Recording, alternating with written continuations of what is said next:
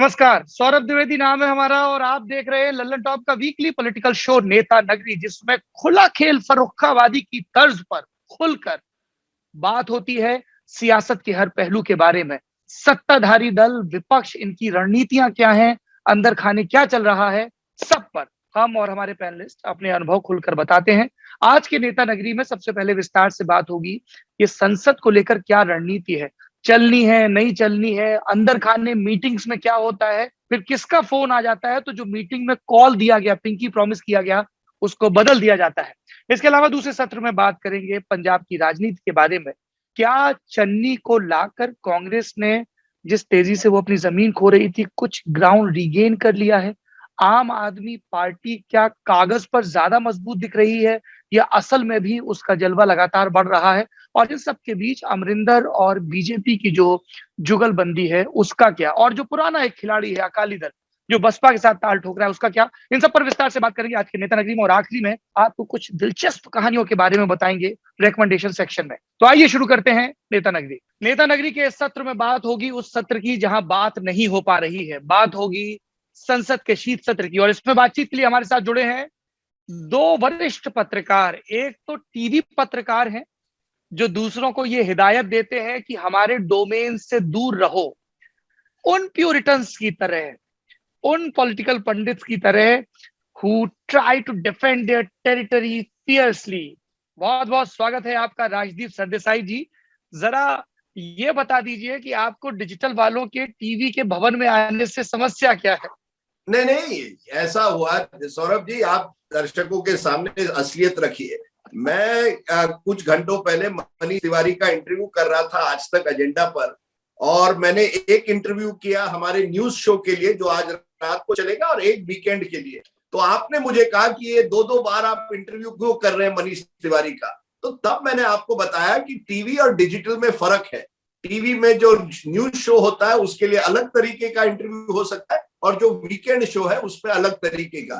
क्योंकि आप टीवी से जुड़े हुए नहीं हैं, इसलिए मैंने आपसे ये हिदायत दी कि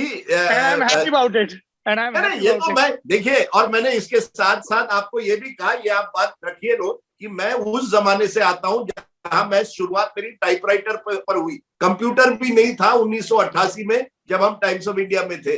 तो मैं वो पुराने जमाने से आता हूं, आपकी तरह मैं नए लल्लन टॉप के जमाने का व्यक्ति नहीं हूं। आपकी दुनिया में मैं आने की कोशिश कर रहा हूं। नहीं, you are most welcome here. ये लल्लन टॉप है, यहाँ पर बिना किसी पूर्वाग्रह के सबका स्वागत है। और अब स्वागत है बादशाहों के शहर से आने वाले और अपनी पृष्ठभूमि को इस दफा बदलाव के लिए बदलने वाले, गुरु गंभीर भंगिमाओं के बीच बीच बीच में मुस्कान प्रकट करने वाले वरिष्ठ टीवी पत्रकार, जिनका एक परिचय ये भी है कि वो मेरी ख्वाहिशों का हिस्सा है कि ये जल्द ही फिर से प्रिंट पत्रकार हो जाएं, ऐसे राहुल श्रीवास्तव जी। बहुत बहुत स्वागत है आपका। नमस्कार सौरभ जी। देखिए, ऐसा है कि मैंने पृष्ठभूमि बदली क्योंकि आपने जो क्या है कि कई बार से मुझे डरा दिया, और एक मुझे लगा कि कहीं मैं एक्ट्रेस की तरह टाइप ना हो जाऊं, स्टीरियोटाइप में फंस ना जाऊं, क्योंकि आप 2 बार बोल चुके हैं मीना कुमारी वाला। तो मैं आज उस मीना कुमारी मोड से निकलने के चक्कर में, अच्छा, तो एंकर्स का ये देखिए, रिपोर्टरों के दिल में एंकरों का इतना खौफ होता है जी कि किसको क्या बना दें। और राहुल जी आप सीनियर हैं, आपके सब इल्जाम सर माथे हैं, लेकिन ये मुझे एंकर की तोहमत न दें। हम फील्ड के आदमी हैं, गांव-गांव भटक के अपने हिस्से का हासिल। तीर से 2 शिकार कर रहा था सौरभ। देखिए, आपके आने के पहले सौरभ, राहुल और मेरे बीच में थोड़ी नोकझोंक हुई। मैंने कहा आपकी मूंछ जो है वो सफेद हो रही है, बाल इतने काले क्यों है, आप डाई लगाते हैं क्या? तो उन्होंने कहा मैं आपकी तरह चैनल मैनेज नहीं करता था। वो जो 11 साल या 12 साल एनडीटीवी और CNN IBN को मैनेज करना पड़ा, उस समय मेरे बाल पक गए। रिपोर्टर जो है वो बस फील्ड में रहता है, उसको बाकी के जो तकलीफें होती है, अब आप भी जानेंगे, आप एडिटर बन गए हैं। राजदीप जी, आपके बाल देखिए कितने जल्दी अब सफेद हो जाते हैं। राजदीप जी, मैं संपादक रहूं ना रहूं, लेकिन मैं रिपोर्टर के प्रति अवज्ञा का भाव नहीं रखूंगा। ये रिपोर्टर्स ही हैं जो किसी भी चैनल को, किसी भी वेब प्लेटफॉर्म को या किसी भी मैगजीन को एस्टेब्लिश करते हैं। I always have highest regard for them. Ram जाने आपकी रिपोर्टरों से क्या नाराजगी है? नहीं नहीं, ये रिगार्ड के हम बात कर रहे थे बालों की। आपके बाल देखिए अब कैसे सफेद हो जाते हैं, एक बार आप संपादक बन गए हैं आपके बाल लगातार सफेद होते जाएंगे, ये आप जरूर ध्यान रखिएगा। मैं भी अभी भी रिपोर्टर हूं लेकिन बाल सफेद हो गए हैं। इसका संपादकीय से ताल्लुक है या उम्र के कुछ बीतने से, कैलेंडर के कुछ पन्ने पलटने से ताल्लुक है? देखिए ये मेरी माताजी और पिताजी दोनों 50 साल की उम्र के पहले उनके भी बाल इसी तरह से पके, तो ये हेरिडिटरी है।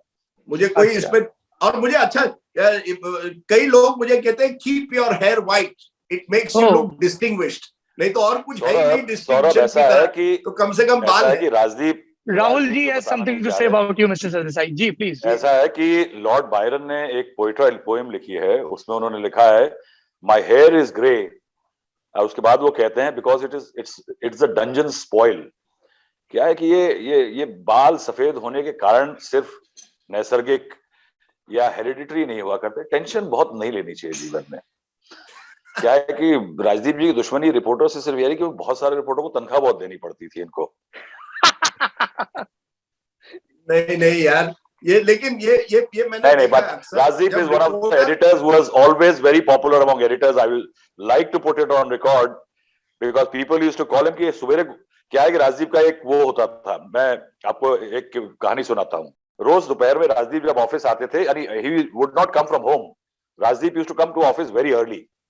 Then उसके बाद ये निकल जाते थे अपने दिन भर की फेरी पे, and he would do it like a beat constable. थोड़ा एडिटर थे, बड़े आदमी थे, तो यानी अंदर घुसना इनके लिए एक्सेस ज्यादा आसान था नेताओं के दफ्तरों में। लेकिन he would come back in the afternoon. Then Rajdip had a style. He would not depend on some guest relation person. He will go to his room. इनका एक मोटा सा बटुआ होता था, उसमें पैसे कम और कागजात ज्यादा होते थे, वो अपनी साइड टेबल पे रख देते थे। और उसके बाद क्या करते थे, he would call up, decide, इनका एक प्रोग्राम होता था रात का, he will decide कि उसका टॉपिक क्या होगा, उसका स्पिन क्या होगा, and Rajdip in half an hour will fix up his guest.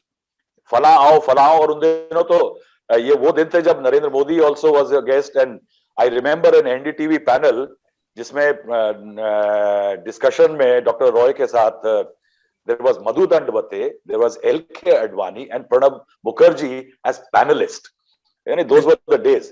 तो राजदीप 6 बजे के करीब अपना प्रोग्राम वगैरह फिक्स करके बाहर आते थे, क्योंकि उस टाइम पे सारे रिपोर्टर्स अपनी न्यूज लेके आ जाते थे।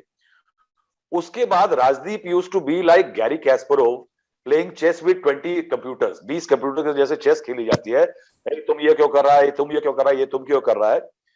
उसके बाद कभी कभी एक दो से गुस्सा भी हो जाते थे, उनमें से आज बहुत बड़े एंकर भी बन गए हैं कुछ लोग। लेकिन राजदीप का ये था कि अगर कभी इनको लगता था कि गैर वाजिब गुस्सा किया, तो सवेरे 5 बजे एक SMS आता था, I am sorry that I did this. So that way he was, reporters Rajdeep को पसंद किया करते थे। अच्छा, ये बिल्कुल ऐसा लग रहा है जैसे वो एक होता है ना कि एक पारी बीतने के बाद बहुत अच्छे आदमी थे राजदीप। नहीं, ये लव अफेयर है मेरे दोस्त। आप देखिए, ये राहुल जी और मेरे बीच में जो है, हम दोनों एक दूसरे को अब 25-26 साल से जानते हैं, तो एक लव अफेयर होता है। अच्छा, मुझे लगा आप कहेंगे कि हम 26 साल से एक दूसरे को बर्दाश्त कर रहे हैं। नहीं, बिल्कुल नहीं। मैं रिपोर्टर्स का एडिटर हूं, आप किसी भी रिपोर्टर से पूछिए, मेरी बहुत आलोचना आप कर सकते हैं, लेकिन मैंने हमेशा मेरे रिपोर्टर्स को बैक करने की कोशिश की है। Very nice. चलिए, let's come to the point. अच्छी बात है कि यहाँ बात हो पा रही है और हर मुद्दे पर बात, लेकिन संसद में बात नहीं हो पा रही है। और सबसे ज्यादा जिस चीज को लेकर हल्ला मचा था पिछले 1 साल से, कौन है जिससे किसानों की फिक्र है, कौन है जो कागजों पर फिक्र कर रहा है, कौन है जो पॉलिटिक्स के लिए फिक्र कर रहा है, और कौन है जिसे असल में आटे और दाल का भाव पता है। ये बातचीत हो सकती थी संसद के सत्र में, तब भी जब बिल पारित हुए और तब भी जब बिल वापस लिए गए, पर ऐसा हुआ नहीं। क्या मजबूरियां नहीं? राहुल जी, आपसे शुरुआत करेंगे। हिमांशु भी हमारे साथ जुड़ गए हैं, जो इंडिया टुडे ग्रुप के लिए बीजेपी कवर करते हैं, उनसे जानेंगे बीजेपी की सत्र में रणनीति क्या है। ये जो राज्यसभा की नाराजगी है, पिछले सत्र की सस्पेंशन की कार्रवाई है, गांधी प्रतिमा के नीचे धरना है, धरने के इतर बयान है, इन सब पर बात करेंगे। सौरभ, देखिए, जब ये सत्र शुरू हुआ, उसके ऊपर एक लंबी परछाई थी दूसरी बार सरकार ने एक बड़ा बैकफुट यू टर्न लिया था, यानी बैकफुट पे गई थी। लेकिन मैं कहूंगा कि ये ज्यादा बड़ा था। लैंड एक्विजिशन बिल पे जब सरकार पीछे गई तो वो कानून नहीं बना था और उसको एक सेलेक्ट कमेटी को भेज करके उस बिल को ठंडे बस्ते में डाला गया था। उस पे प्राइम मिनिस्टर ने आकर के घोषणा नहीं की थी। लेकिन इस बार तीन बिल जो कानून बन चुके थे, जिसपे सरकार 1 साल से लंबे वक्फे पे आकर के सरकार ने एक अड़ियल रवैया लिया था कि ये बिल जो है फॉर्म्स के लिए जरूरी हैं, ये बिल किसानों के लिए जरूरी हैं। यानी सरकार ने काफी प्रेशर झेला था। 26 जनवरी जैसी अप्रिय घटनाएं भी हुई थी, यानी इस सब के बावजूद सरकार अड़ी रही थी। लेकिन बहरहाल क्या है कि नेता चुनाव देखता है, नेता भविष्य नहीं देखता। तो नेता बीजेपी ने फैसला किया कि यूपी पंजाब को देखते हुए, खासकर यूपी को देखते हुए कानून वापस लिए जाएंगे। प्रधानमंत्री सामने आकर के उन्होंने उसकी घोषणा करी, यानी विपक्ष के सामने एक टेम्पलेट बहुत रेडीली अवेलेबल थी, जिसे कहेंगे फर्टाइल ग्राउंड था, उपजाऊ जमीन थी, कि उसमें वो आगे सरकार को और धकेलने की, अपने जो प्रो किसान उनका कैंपेन है उसको आगे ले जाने की मुहिम छेड़ सकती थी। इसीलिए आप देखिए, जैसे ही किसानों की तरफ से आया कि एमएसपी को कानून बनाया जाए, तो वो जोड़ दिया गया संसद में इस डिमांड में कि एमएसपी पे कानून आए। विपक्ष को लगा कि ये मौका है सरकार को और ज्यादा बैकफुट पे रखने का। देखिए, जब डिसरप्शन किया जाता है तो दो चीजें की जाती हैं। एक, पॉलिटिकल मैसेज भेजा जाता है, दूसरा लेजिस्लेशंस रोक करके सरकार को नॉन फंक्शनल दिखाया जाता है कि ये निष्क्रिय सरकार है, इसकी लेजिस्लेटिव कैपेबिलिटीज कम हो गई। तो सरकार, विपक्ष की ये कोशिश थी। सरकार ये बात जानती थी कि विरोध जो है वो एक लेवल तक जाएगा, लेकिन उसने एक अपने आस्तीन में एक तुरुप का पत्ता छुपा रखा था, और वो था कि पिछले मॉनसून सेशन में जो अगस्त 10 को वाकयात हुए थे राज्यसभा में, उस पर एक सरकार मोशन ले आती है। मोशन लाने के बाद उसके पास संख्या भारी है, और संख्या भारी इसलिए भी कि सरकार ने एक बात भांप ली थी कि विपक्ष की एकता जो है वो इस सेशन के आने से पहले मॉनसून सेशन से खराब हो गई। मॉनसून सेशन के टाइम तक एक कॉमरेडराई जो थी वो तृणमूल कांग्रेस और कांग्रेस बाकी दलों की ज्यादा बेहतर थी। इसमें अगर हम नॉन अलाइंड ग्रुप्स की बात करें, जैसे कि आपका टीआरएस हुआ, वाईएसआरसीपी हुआ, बीजेडी हुआ, वो लोग तो अपनी रणनीति देख करके चलते हैं कि उनको कहां क्या मुनाफा है। लेकिन इस सेशन के शुरू के पहले टीएमसी की तरफ से सिग्नल आ गया था, जब कांग्रेस की बुलाई और विपक्ष की बुलाई बैठक में टीएमसी नहीं गया, कि इस सेशन में ऑपोजिशन यूनिटी इंडेक्स गिरेगा। और उस ऑपोजिशन यूनिटी इंडेक्स गिरने से सरकार ने भांप लिया कि इस बार क्या है कि उतनी मुश्किलात नहीं आएगी। तो आप देखिए कि नंबर्स जैसे ही फेर में गए, जब कांग्रेस ने विपक्ष ने वॉकआउट किया, तमाम चीजें गई, टीएमसी गई वॉकआउट में, लेकिन उन लोगों के साथ नहीं गई। और ये जो इंडिकेशन है सरकार के लिए एक अच्छी खबर थी। अब 12 लोगों का सरकार ने नंबर्स लेकर के एमपीज का राज्यसभा में सस्पेंशन कर दिया। लोकसभा में इस विपक्ष को मालूम है कि सरकार के पास इतने नंबर की बहुत दिन तक विरोध करने में कोई फायदा नहीं, जो सस्पेंशन हुआ है वो राज्यसभा में हुआ है। अब जो मैं कहूंगा, जो मैंने बात परसों जिस दिन ये हुआ था उस दिन मैंने कहा था कि देखिए, विपक्ष की एक बहुत बड़ा संकट है। विपक्ष विरोध तो कर रहा है कि हाउस, इधर लोकसभा चल रहा है, हाउस में अभी तक अगर राज्यसभा के आंकड़ों को देखा जाए तो 38% प्रोडक्टिविटी रही है राज्यसभा की। उसमें से 50%, यानी यही टोटल अभी तक समय जितना बीता है, जो डिसरप्शन को छोड़ दें, तो 81% अगर डिसरप्ट हो गया है, तो 19% लेजिस्लेशन में चला गया है। यानी सरकार का काम थोड़ा बहुत निकल रहा है। विपक्ष की मुश्किल ये है राहुल जी आपको बीच में रोक रहा हूँ। ये जो आप आंकड़े बता रहे हैं, ये 2019 के बाद के हैं या दोनों लोकसभा मिला के? मैं ये अभी की बात कर रहा हूं, अभी जो विंटर सत्र चल रहा है, सत्र चल रहा है, इसमें अभी तक राज्यसभा में सिर्फ 38% काम हुआ है और लोकसभा में 84%, क्योंकि वह संख्या भारी है। और उस 38% का आधा जो है वो लेजिस्लेशन में गया है। यानी जो 19% काम हुआ है वो लेजिस्लेशन का हुआ है, 19% क्वेश्चन आवर और बाकी टेबल पेपर लेंगे और इन सब में हुआ है। अब परेशानी विपक्ष की, सौरभ, ये हो रही है कि विपक्ष बाहर विरोध तो कर रहे हैं उनके सांसद, 6 लोग हैं कांग्रेस के, 2 हैं तृणमूल के, 2 लेफ्ट के और 2 शिवसेना के। लेकिन साहब अभी 2 ऐसे बिल आने वाले हैं जो कि विपक्ष जिनका धुर विरोधी है और उनको पास कराने में सरकार को खूब मजा आएगा। एक है सीवीसी वाला बिल और एक है सीबीआई के डायरेक्टर के टेन्योर को बढ़ाने वाला जो Delhi police establishment act bill. उस बिल के जरिए सरकार 2 साल मियाद बढ़ाएगी अपने फेवरेट सीबीआई के डायरेक्टर की। अब अगर विपक्ष विरोध करते हुए अपने 12 सांसदों को बाहर रखता है तो ये याद रखिए कि वो 12 सांसद जो है वो एब्सेंट माने जाएंगे और सरकार की संख्या जो है उन बिलों पे बढ़ जाएगी।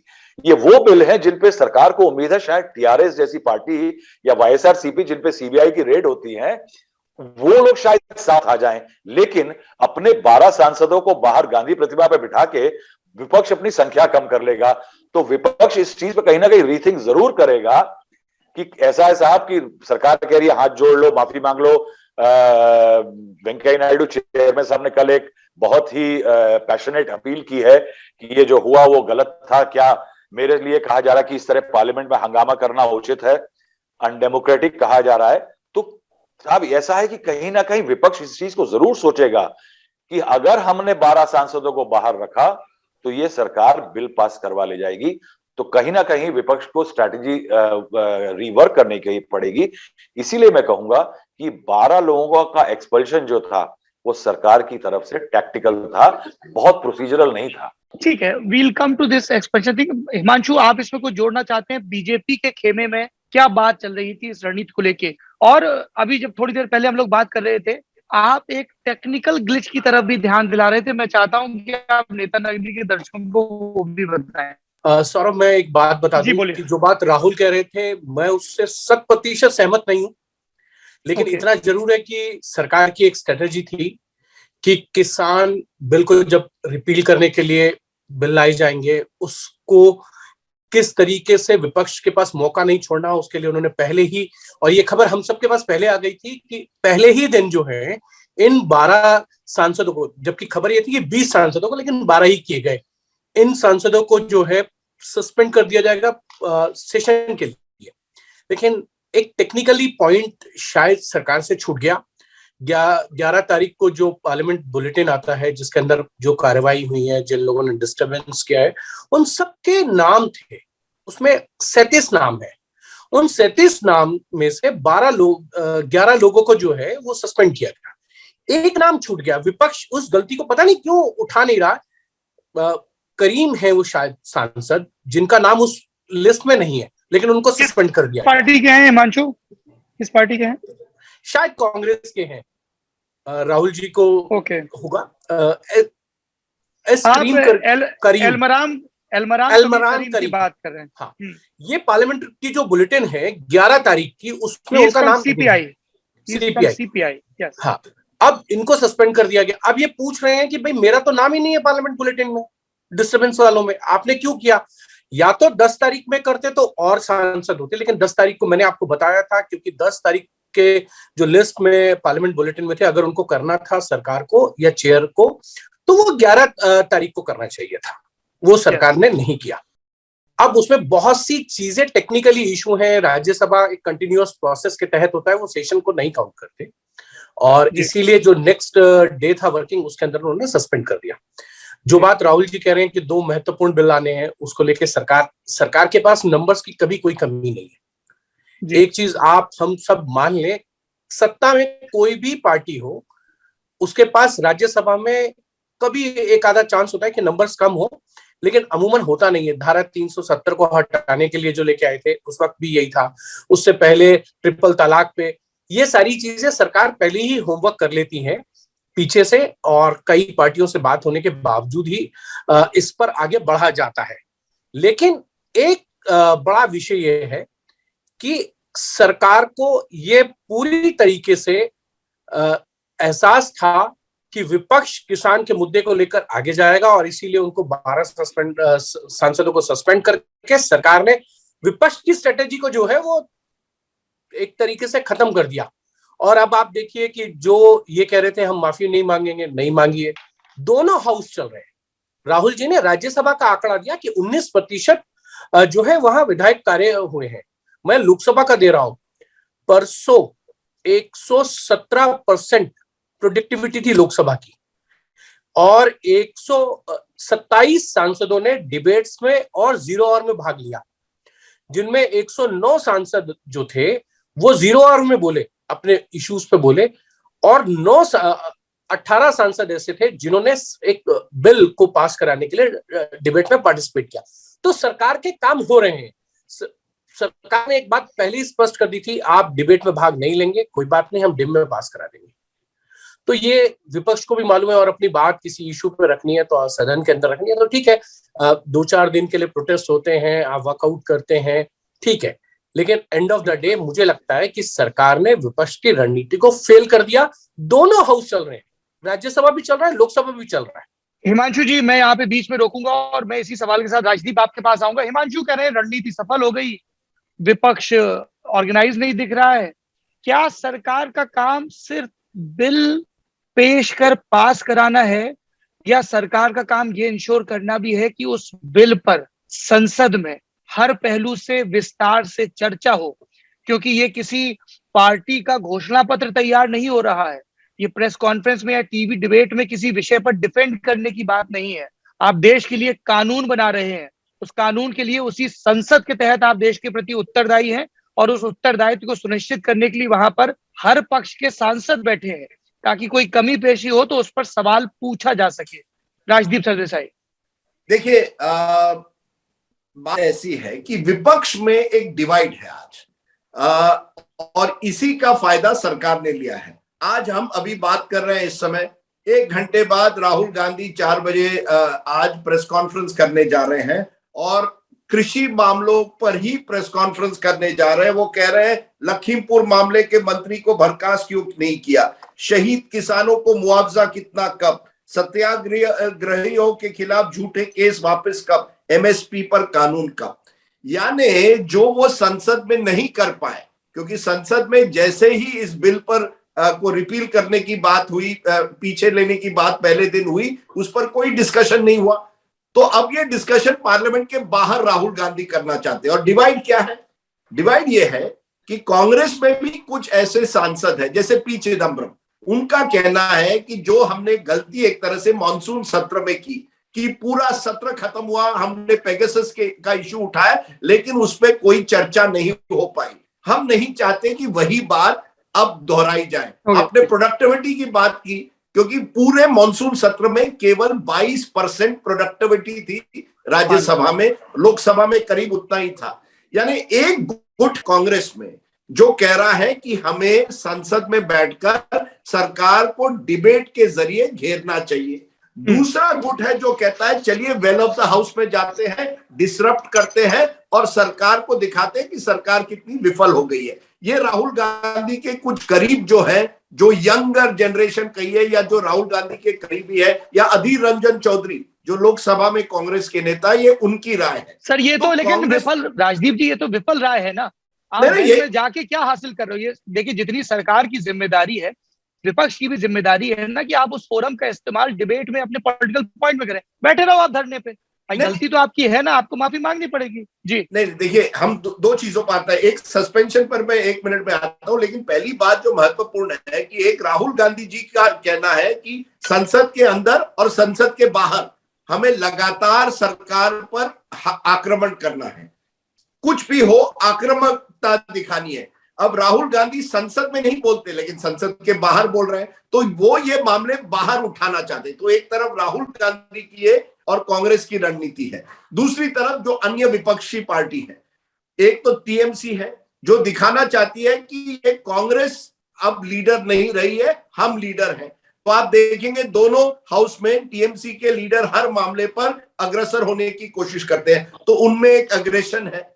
तीसरी तरफ ऐसे दल है जैसे बीजू जनता दल। अब आपको बताऊं, जब ये लोकसभा की मीटिंग हो रही थी कि ये बिल पर क्या डिबेट होगा या नहीं, फार्म बिल वापस लिया जा रहा है, इस पर बहस होनी है नहीं, पिनाकी मिश्रा जो बीजेडी के लोकसभा के नेता है, उन्होंने साफ कहा कि क्या जरूरत है, बिल वापस ले रहे हैं, इस पर डिबेट क्यों करना, एक बार मामला खत्म हो गया, वहीं खत्म हो गया। यानी एक ऐसे भी दल है जो विपक्ष से अलग एक तरह से सरकार की बातों से सहमत हो जाते हैं। यानी जब विपक्ष इस तरह से डिवाइड है तो उसका फायदा सरकार को होता है। अब सस्पेंशन की बात लीजिए, सस्पेंशन को लेकर 12 लोग सस्पेंड हुए हैं, लेकिन इंटरेस्टिंग बात यह है कि प्रताप सिंह बाजवा जो हर सीसीटीवी कैमरा पर टेबल पर बैठकर फाइलें फेंक रहे हैं 11 अगस्त के दिन जब मॉनसून सत्र में यह विवाद हुआ था, उन पर कोई कार्रवाई नहीं हुई, वो सस्पेंड नहीं होते हैं। अब प्रियंका चतुर्वेदी सस्पेंड हो जाती है। अब आप पूरा सीसीटीवी देखिए, कहीं प्रियंका चतुर्वेदी किसी कुर्सी या टेबल पर खड़े होकर कुछ नहीं कर रही है, लेकिन वो सस्पेंड होती है। अब प्रताप सिंह बाजवा को क्यों नहीं सस्पेंड किया जाता है? अब कांग्रेस के लोगों का कहना है क्योंकि पंजाब के चुनाव आ रहे हैं, इसलिए आप किसी पंजाब के सांसद को सस्पेंड नहीं करना चाहते क्योंकि गलत मैसेज जाएगा। यानी सरकार ने भी सिलेक्टिविटी की है। इसके साथ साथ मैं आपको एक कहानी बताऊं, क्योंकि पार्लियामेंट के एक दिन पहले एक चाय सेशन होता है वेंकैया नायडू जी के घर, जो राज्यसभा के चेयरपर्सन है, उनके घर में चाय का सेशन था जहां सब विपक्षी दलों के नेताओं को बुलाया गया। अब उस सेशन में कुछ विपक्षी नेताओं ने कहा कि यार हमें प्रहलाद जोशी जो पार्लियामेंट्री अफेयर्स मिनिस्टर है या पीयूष गोयल जी जो राज्यसभा में बीजेपी की लीडर है, उनके बातों से हम नहीं मानते क्योंकि वो वही कहते हैं जो टॉप 2 कहना चाहते हैं। टॉप 2 से पहले पूछिए कि वो संसद चलाना चाहते हैं या नहीं, फिर आप हमसे बात कीजिए। यानी देखिए अविश्वास कितना है। वेंकैया नायडू लोगों को चाय पे बुलाते हैं, उसी चाय के पे जहां हमेशा एक आपस में एक सहमति बन जाती है, वहां कुछ विपक्ष के नेता कहते हैं कि यहां चाय बैठकर हमें कुछ कहना नहीं है क्योंकि जो आपके 2 बड़े नेता हैं वो सब निर्णय लेते हैं। इशारों में इशारों नरेंद्र मोदी जी और अमित शाह पर था कि पीयूष गोयल और प्रहलाद जोशी वही कहते हैं जो ये 2 बड़े नेता कहना चाहते हैं। राजदीप सर, सौरभ, मैं इसमें एक राजदीप और हिमांशु ने जो पॉइंट उठाए वो मैं उनपे बताना चाहता हूं कि एक तो राजदीप जो आपने कहा कि बाजवा का नाम नहीं आया, उसमें एक बात याद रखनी पड़ेगी कि पार्लियामेंट में किसी नेता के खिलाफ जो एक्शन होता है वो उस समय में होता है जिस समय हाउस सिटिंग में है।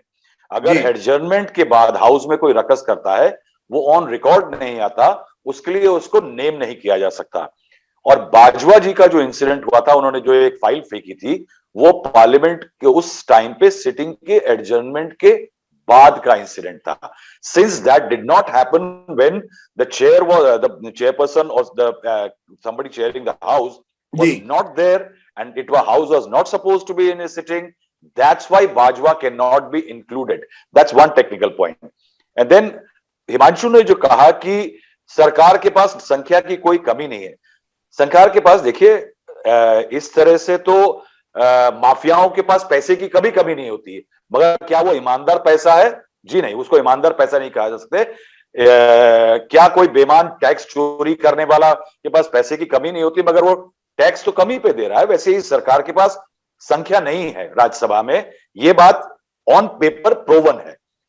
और मैंने जो कहा था कि सरकार ने ये एक्शन लिया जिससे अपनी संख्या बढ़ाए, इसी तरीके से राज्यसभा में कांग्रेस भी नंबर बढ़ाती थी यूपीए टाइम में, और इसी तरह से एनडीए भी अपने नंबर बना रही है राज्यसभा में।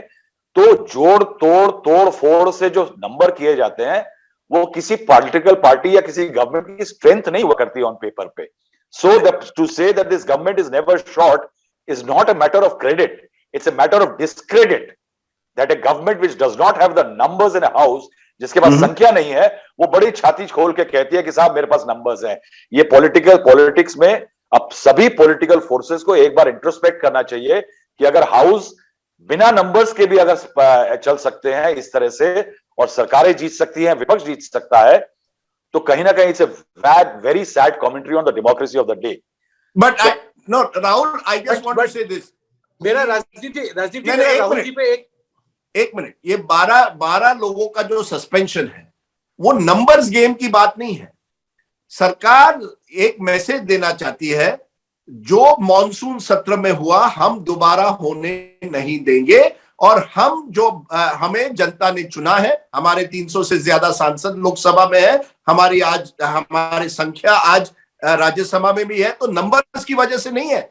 नहीं, ये सरकार, मैं ये नहीं कह रहा हूं कि सिर्फ यही है, मैं ये नहीं कह रहा हूं कि सिर्फ इसलिए एक एक्शन के मल्टीपल रिएक्शन हो सकते हैं। बिल्कुल, सरकार का डेफिनेटली ये था कि देखिए जिस तरह से विपक्ष स्ट्रीट की पॉलिटिक्स को पार्लियामेंट में ला रहा है, सरकार भी पार्लियामेंट में एक्शन करके स्ट्रीट को एक्शन दे रही है कि देखो हमने, we are a muscular government, हम मजबूत सरकार है, हमने देखिए कैसे जो उधम कर रहे थे उनको हाउस से निकलवा दिया। तो ये पॉलिटिकल मैसेजिंग तो है, जरूर है। सर राहुल भाई और हिमांशु जी, मैं इसे कहता हूं गुजरात मॉडल दिल्ली में आया है।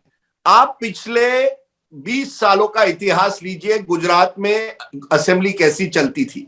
मोदी जी जब मुख्यमंत्री थे, अब भी जब विजय रूपाणी मुख्यमंत्री थे, कितने बार कितने सांसदों को एक दिन के लिए, सेशन के लिए, कभी कभी साल के लिए सस्पेंड किया गया है।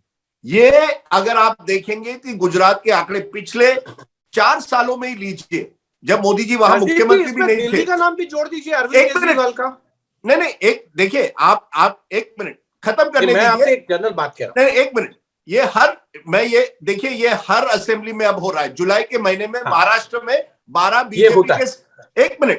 बीजेपी के सांसदों को 1 साल के लिए सस्पेंड किया गया, क्योंकि वहां डिप्टी स्पीकर के यहाँ और असेंबली में डिसरप्शन हुआ था। तो ये एक टैक्टिक हो गई है, केवल पार्लियामेंट में नहीं, स्टेट असेंबली में। मेरा ये कहना है कि गुजरात का खास करके अगर आप इतिहास देखें तो कई ऐसे वहां के विधायक हैं जिनको 1 दिन के लिए, 1 हफ्ते के लिए, 1 महीने के लिए, 1 साल के लिए सस्पेंड किया गया है। अब क्या हुआ है, अब आप वही पॉलिटिक्स एक तरह से सेंटर पे ला रहे हैं, एक मैसेज देने कि देखिए हमारी संख्या है, हम वो कर सकते हैं जो विपक्ष नहीं चाहता है कि सस्पेंड हो जाए, डिवाइड एक तरह से ऑपोजिशन में हो जाए। क्योंकि विजय साई रेड्डी जो वाईएसआरसीपी के नेता है राज्यसभा में, वो उंगली उठाते हैं बाकी विपक्षी नेताओं को जब उन्हें सस्पेंड किया जाता है, जब उनको सस्पेंड किया जाता है कि देखिए आप लोग डिसरप्ट करते हैं इसलिए आपको किया गया है। तो विपक्ष एक तरह से भी इस मामले पर एकजुट नहीं है। लेकिन जो बड़ी बात मैं कहना चाहता हूं,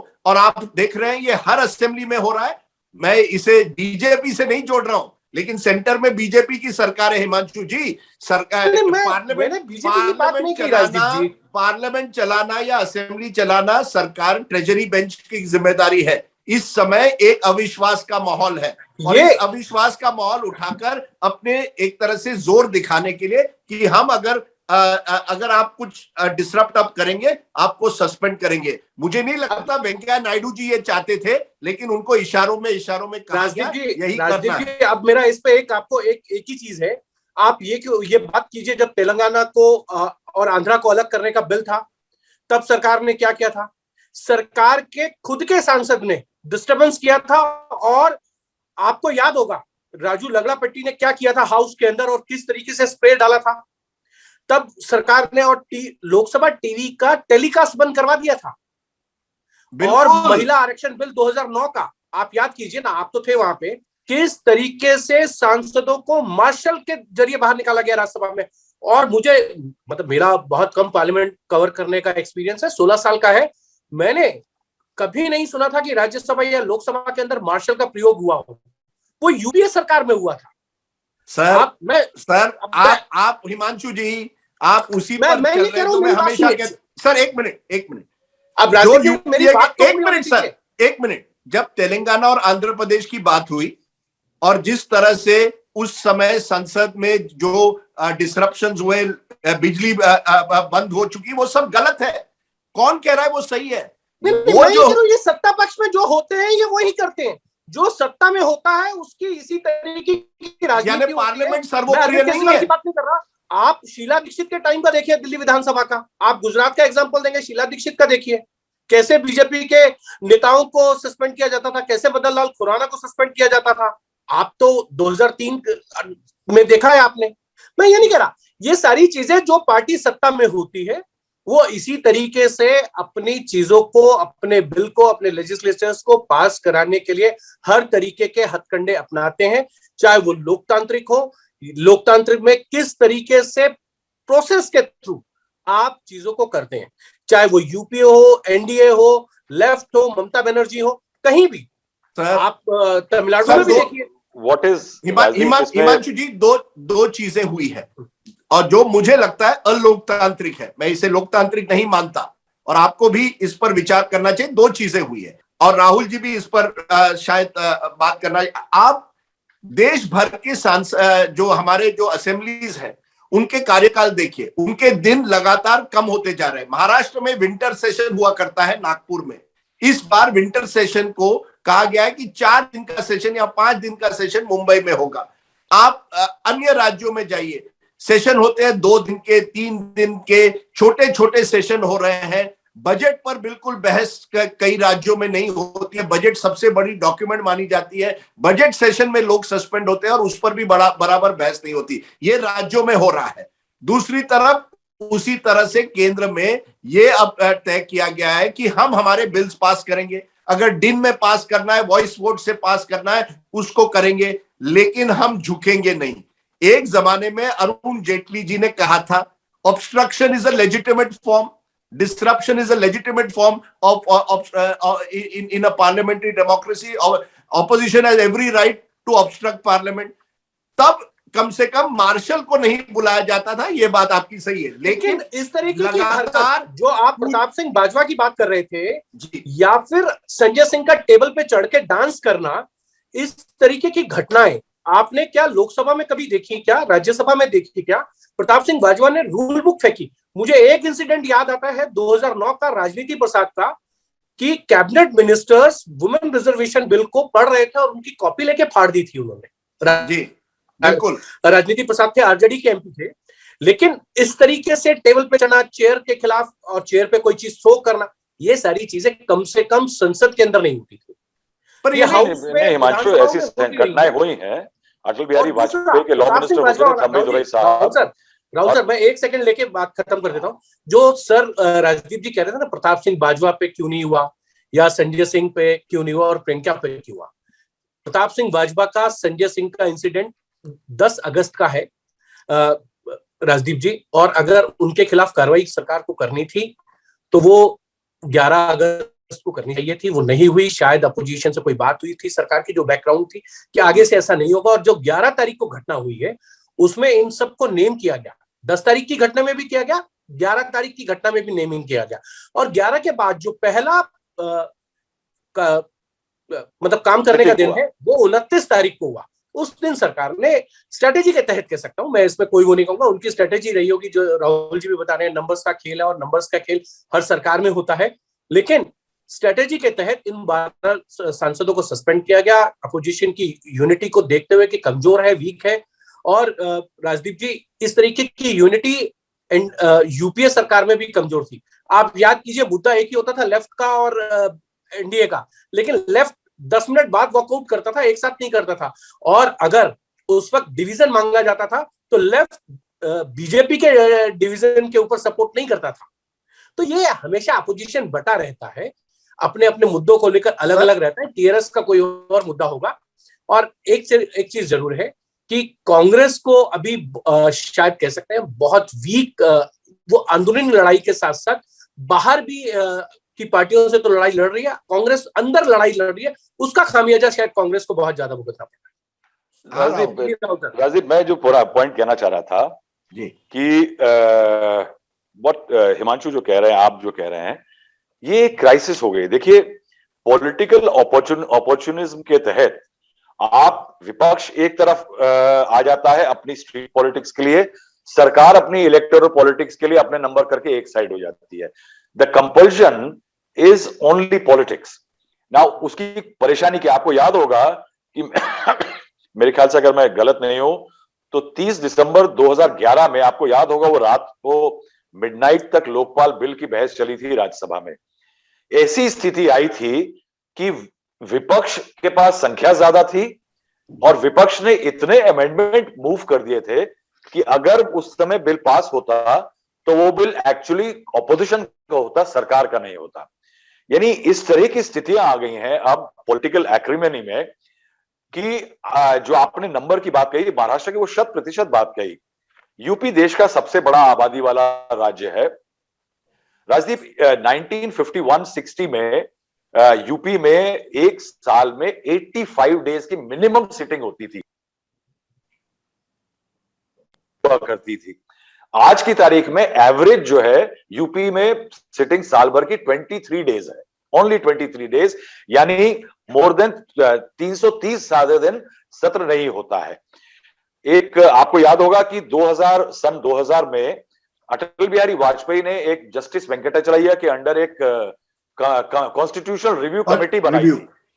उस कॉन्स्टिट्यूशन रिव्यू कमेटी ने कहा था कि जो लेजिस्लेचर्स या कोई भी लेजिस्लेटर्स हैं जिसमें 70 से कम एमएलएज हैं या एमएलएज हैं, उनको मिनिमम 50 डेज काम करना है, और जो 70 से ज्यादा हैं they have to work for 90 days and above, यानी 90 दिन या उससे ज्यादा काम करना है।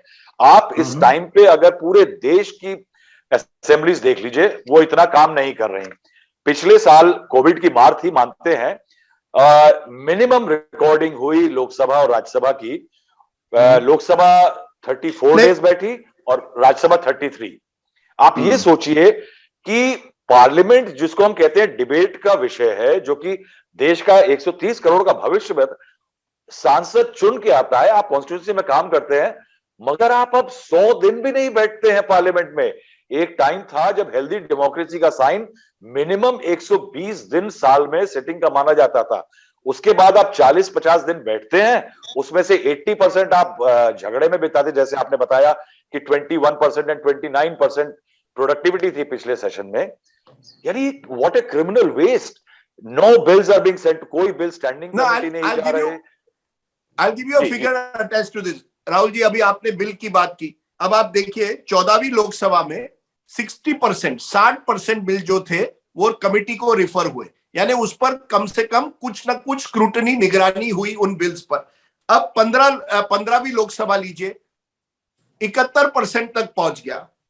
लगातार आप देखिए 16वीं लोकसभा, यानी पिछली जो लोकसभा थी, केवल 27% जो बिल, केवल 27% बिल किसी कमेटी को भेजे गए। ये पीआरएस के फिगर्स हैं। और 17वीं लोकसभा जो अब चल रही है, उसमें केवल 10% बिल किसी कमेटी को लिए जाए। यानी केवल 15 साल में 2004 से लेकर 2021 तक जो 60-71% बिल किसी कमेटी को रिफर किए जाते थे, यानी निगरानी होती थी, कम से कम उसमें सलाह मशवरा होता था, वो अब 10% हो गया है। तो दोनों चीजें हो रही है। एक जो बात राहुल जी आपने कही कि नंबर ऑफ सेशन लगातार कम होते जा रहे हैं, जितने दिन पार्लियामेंट बैठती है, पिछले साल तो कोविड था इसलिए 32 दिन और 33 दिन बैठी, एक एक्सक्यूज हो सकता है, लेकिन आप देखेंगे लगातार, और ये केवल जैसे मैंने कहा दिल्ली में नहीं, लोकसभा में नहीं, हर राज्य में कोई भी सरकार हो, अपने वो एक तरह से अधिवेशन जितने कम हो, जितने दिन कम हो, वो पसंद करती है। क्योंकि क्या होता है, बात क्या है, अगर आप अधिवेशन में बैठते हैं और वहां बहस होती है तो आप पर सवाल उठाए जाते हैं, आपकी कोई जवाबदेही होती है, लेकिन कोई जवाबदेही कोई सरकार नहीं चाहती है। अगर आप यही जो बिल जो आज बड़े कंट्रोवर्शियल बने हैं, अगर यही बिल आप स्टैंडिंग कमेटी को तब भेज देते तो शायद वो पारित हो पाते, लेकिन आप चाहते हैं माय वे और द हाईवे, मैंने जो कहा वही होगा और उसी तरह से होगा। अब आप हिमांशु की बात लीजिए कि लोग अब ये जो तस्वीरें बाजवा जी टेबल पर खड़े रहते हैं या संजय सिंह, ये क्यों हो रहा है? ये इसलिए हो रहा है क्योंकि आप अब जो स्पेस है, जब डिबेट का स्पेस कम हो जाता है तो लोगों को लगता है कम से कम कुछ ऐसा करें जिससे हमारा जो मुद्दा है वो जनता के सामने पहुंचेगा, फ्रंट पेज हेडलाइन बन जाएगी। आपको याद होगा कई सालों पहले जब ये बहस उठी कि पार्लियामेंट के प्रोसीडिंग्स को टेलीवाइज किया जाना चाहिए या नहीं, कई लोगों को लगा कि अगर टेलीविजन होगा तो हमारे सांसद की जो बिहेवियर है वो अच्छी तरह से बिहेव करेंगे क्योंकि जनता उनको देखेगी। लेकिन विपरीत हुआ है, क्योंकि कई नेताओं को लगा कि चलिए कम से कम अगर अजन करे, वॉकआउट करे, इस तरह से तमाशेबाजी करे तो हमें फ्रंट पेज हेडलाइन मिल जाएगी। तो टेलीवाइज प्रोसीडिंग से भी कोई मामला सुधरा नहीं है और भी खराब हो गया है, बैड बिहेवियर। बिल्कुल बिल्कुल, ये टेलीविजन जो लाइव डिबेट का इशू था, ये पार्लियामेंट को आम जनता के करीब ले जाने का मुद्दा था। इसीलिए राजदीप को पता हो कि ये राज्यसभा टीवी और Lok Sabha TV free to air थे। वो इसलिए किए गए थे कि आम आदमी तक पहुंच जाए, पार्लियामेंट उनके करीब पहुंच जाए, एक इंटरैक्टिव हो जाए। लेकिन इसका बहुत नेगेटिव इंपैक्ट हुआ है। पार्लियामेंट एक सड़क पे एक पॉलिटिकल सिग्नल देने का सिस्टम बन गया है।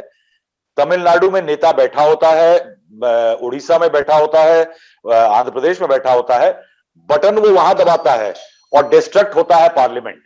यानी आपके लोकल पॉलिटिकल कंपल्शन के कारण अब यह हालत आ गई है कि पार्लियामेंट डेली किसी ना किसी कारण से डिस्ट्रक्ट होता है। यानी पार्लियामेंट की फंक्शनिंग, देखिए राजीव से दो इशू है। एक बहुत पुराना डिबेट का इशू है कि पार्लियामेंट कितने दिन बैठेगी, कैसे बैठेगी, ये सरकारें तय करती हैं। आई थिंक एक दुनिया में डिबेट चल रही है कि लेजिस्लेटर तय करें कि हम कितने दिन बैठ के मीटिंग करना चाहते हैं, ये अटेंडेंस सिस्टम सरकारें क्यों तय करेगी। दूसरा, ये डिबेट भी आने लगी है कि पॉलिटिकल पार्टीज अब सरकार पार्लियामेंट चला रही हैं। आज बीजेपी की पॉलिटिक्स को सूट करता है तो ये करिए, एआईडीएमके को सूट करता है तो पार्लियामेंट में ये होगा, बीजेडी को सूट करता है तो पार्लियामेंट में होगा। नॉन पार्टीजन यानी टेक्निकली पार्टी हेडक्वार्टर्स अब पार्लियामेंट चला रहे हैं। इससे मैं एक मिनट हिमांशु, छोटी सी बातें मैं सौरभ जोड़ देता हूं।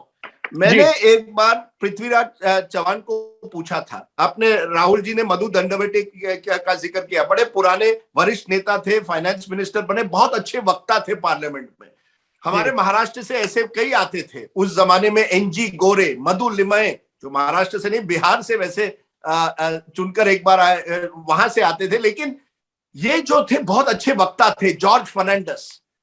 मैंने पूछा उनसे कि ऐसे वक्ता आज क्यों नहीं बनते जो पार्लियामेंट में आकर पूरी तरह से एक फर्स्ट फैंटास्टिक डिबेटर है। उन्होंने कहा, राजदीप जी, पार्लियामेंट में डिबेट करने से आपको अब वोट नहीं मिलते, आपको वोट मिलते हैं अन्य कारणों से। आपकी वोट बैंक की आइडेंटिटी कुछ अलग है, कास्ट की पॉलिटिक्स, कम्युनिटी की पॉलिटिक्स।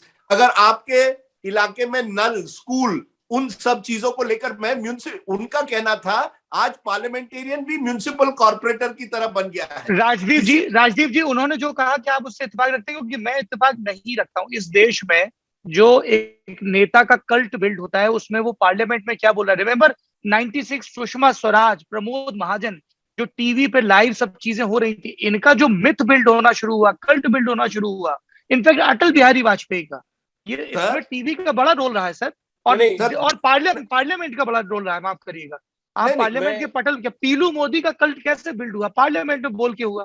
नहीं सर, दो चीजें हैं। एक तो बड़ी बात राहुल जी ने कही कि अब जो पार्लियामेंट में जो होता है वो पार्टी हेडक्वार्टर्स में तय होता है।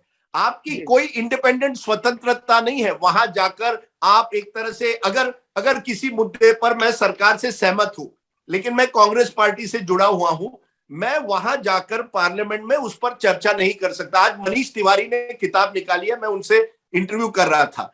मैंने कहा, आपने 26/11 को लेकर, जो 26/11 के बाद आपने कहा कि मनमोहन सिंह सरकार ने जो किया वो गलत किया, उन्होंने वहां पाकिस्तान को एक तरह से अटैक करना चाहिए था। मैंने कहा ये सेंसिटिव नेशनल इशू है। उन्होंने कहा, मैं इन सेंसिटिव नेशनल इश्यूज पर शायद सरकार से सहमत हूं, लेकिन आज की तारीख में बाई पार्टीजन डिबेट इन राष्ट्रीय मुद्दों पर होता नहीं है। मुझे वही कहना पड़ता है जो मेरी पार्टी तय करती है पार्लियामेंट के अंदर, क्योंकि विप होता है। अगर आप एक तरह से हर पार्लियामेंटेरियन को, जो ब्रिटेन में होता है, हर पार्लियामेंटेरियन बैक बेंचर कौन होता है जो अपनी बात देश के सामने रख सके बगैर जो पार्टी हेडक्वार्टर चाहता है। एक नंबर 2, आप कह रहे हैं कि सुषमा स्वराज की पहचान बन गई, प्रमोद महाजन की पहचान बन गई जरूर, लेकिन चुनाव के समय आज आप उसके पार्लियामेंट ट्रैक रिकॉर्ड पर वोट नहीं देते।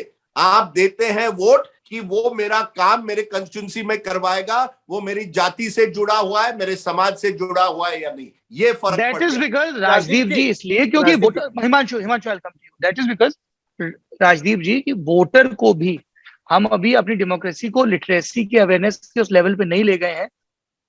आप वोटर को या रिप्रेजेंटेटिव को, आपका काम, आपका नाम विधायक है, सांसद, आपका काम विधान बनाना है।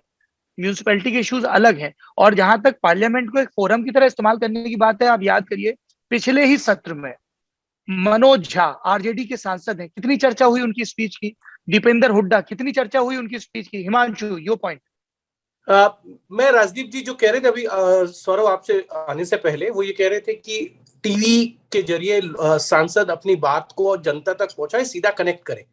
उसके कुछ इश्यूज हैं राजदीप जी।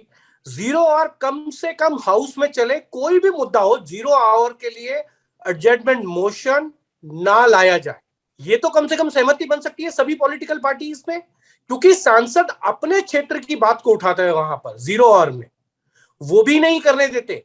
क्योंकि मैं आपको एक परसों की 3 दिन पहले की घटना बताता हूं। लोकसभा स्पीकर ने एक मीटिंग बुलाई जिसमें सभी अपोजिशन पार्टी से अपील की कि आप सदन को चलने दें, सदन चलेगा, आप अपनी बात को सदन में रखिए और मैसेज जाएगा।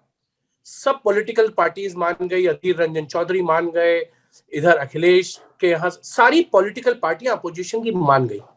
एक पार्टी ने कहा कि हम मान जाएंगे, वो थी टीडीपी। उन्होंने कहा हम करेंगे। जैसे ही टीडीपी के नेता उस मीटिंग से बाहर गए, नमो नागेश्वर राव, जो राहुल जी बात कह रहे थे ना, उनको फोन आता है केसीआर का कि आपको प्रोक्योरमेंट का मुद्दा उठाना है और सदन को चलने नहीं देना। ये उन्होंने प्रॉमिस किया उस मीटिंग में कि हम सदन चलने देंगे, और जैसे ही उनको फोन आया उन्होंने फिर से हाउस डिस्टर्ब किया और सदन नहीं चला। और आप देखिए अभी तक वो नारेबाजी कर रहे हैं टीआरएस के लीडर्स, सांसद अंदर हाउस में। अच्छा, तो इसको लेकर एक थ्योरी हिमांशु ये भी दी जा रही है कि टीआरएस जानबूझकर ऐसे प्रोजेक्ट कर रहा है कि तेलंगाना में बीजेपी उनकी प्रिंसिपल अपोजिशन पार्टी है, because they are feeling more threatened with Congress. बिल्कुल जी, ये बात बिल्कुल सही है। ये इसमें कोई दो राय नहीं है सौरभ, क्योंकि टीआरएस को लग रहा है कि कांग्रेस से ज्यादा खतरनाक उनके लिए बीजेपी है। जो अभी बाई इलेक्शन के अंदर नतीजे आए हैं, या लोकसभा के जो नतीजे थे, या आप कहिए कि ग्रेटर हैदराबाद म्युनिसिपल कॉर्पोरेशन के जो चुनाव थे उसके जो नतीजे थे, मैं ये कह रहा हूं कि ये जो रीजनल पार्टीज है ना, ये अपने मुद्दों को लेकर, और कोई भी पॉलिटिकल पार्टी, क्या राहुल गांधी के बिना पूछे या सोनिया गांधी के बिना पूछे मल्लिकार्जुन खड़गे या अधीर रंजन चौधरी हाउस में कोई प्रॉमिस कर सकते हैं हाउस चलने का? कोई नहीं कर सकता। नहीं, लेकिन ये बात पार्टीज में पार्टी के नेता तय करते हैं कि हाउस चलेगा या नहीं चलेगा। कमी है, इसलिए अब हम लोग नहीं सौरभ जी, राजीव जी लास्ट रिमार्क, बहुत इंपॉर्टेंट है। I am saying last remark, please go ahead. देखिए, मैं आपकी बात अब और आगे ले जाता हूं। आपने कहा कि अगर पार्लियामेंटेरियन की इमेज, छवि जो है वो एक अच्छे वक्ता की हो जाए तो उनकी एक आइडेंटिटी बन जाती है। अब आप देखिए, जब कांग्रेस के सामने एक सवाल उठा कि लोकसभा का लीडर कौन बनेगा, किसको आपने बनाया? अधीर रंजन चौधरी, राइट? और आपके पास है शशि थरूर, आपके पास है मनीष तिवारी, जो वक्ता अच्छे हैं। मनीष तिवारी हिंदी में कैसे, दोनों भाषाओं में, शशि थरूर अंग्रेजी में, पर आपने उनको नहीं बनाया। क्यों?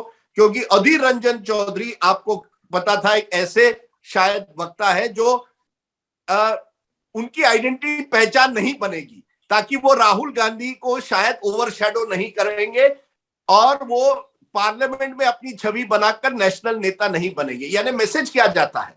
मैसेज ये जाता है कि आज आपके जो लोकसभा के लीडर हैं, he is not chosen there for his oratory, आपकी जो जिस तरह से आप भाषण देते हैं।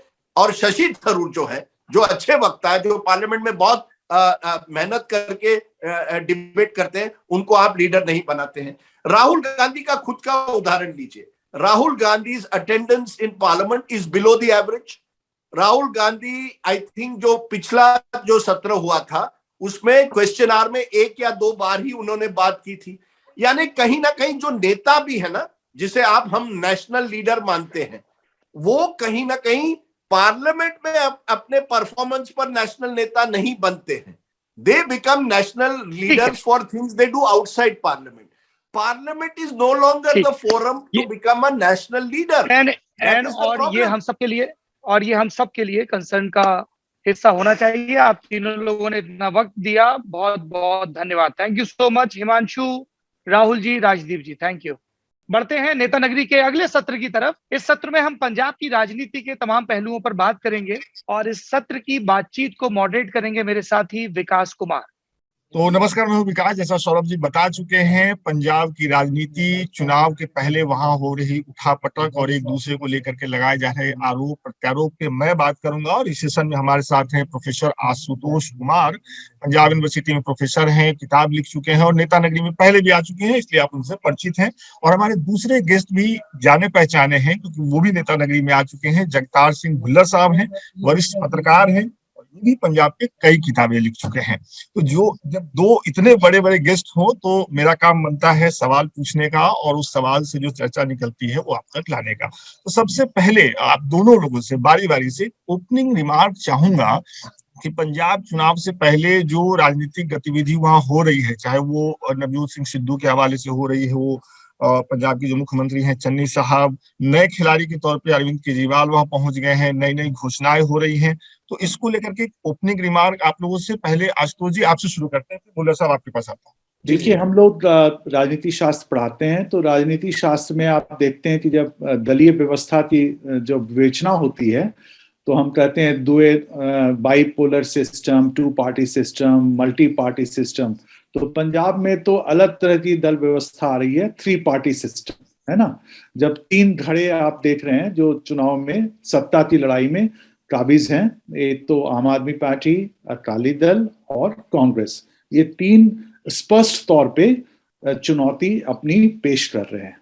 तो पहले तो ये एक्सेप्शनलिज्म ऑफ पंजाब हुआ, है ना, कि पंजाब किस तरह से यूनिक है। बुल्लर साहब भी खुश होंगे सुनकर कि पंजाब तो भाई अलग ही है। दूसरी बात मैं ये कहना चाह रहा था कि हम कांग्रेस के बारे में कहते थे कि कांग्रेस पार्टी तो एक ऐसी पार्टी है जो रूलिंग पार्टी के रूप में भी काम करती है और पार्टी ऑफ अपोजिशन के रूप में भी काम करती है।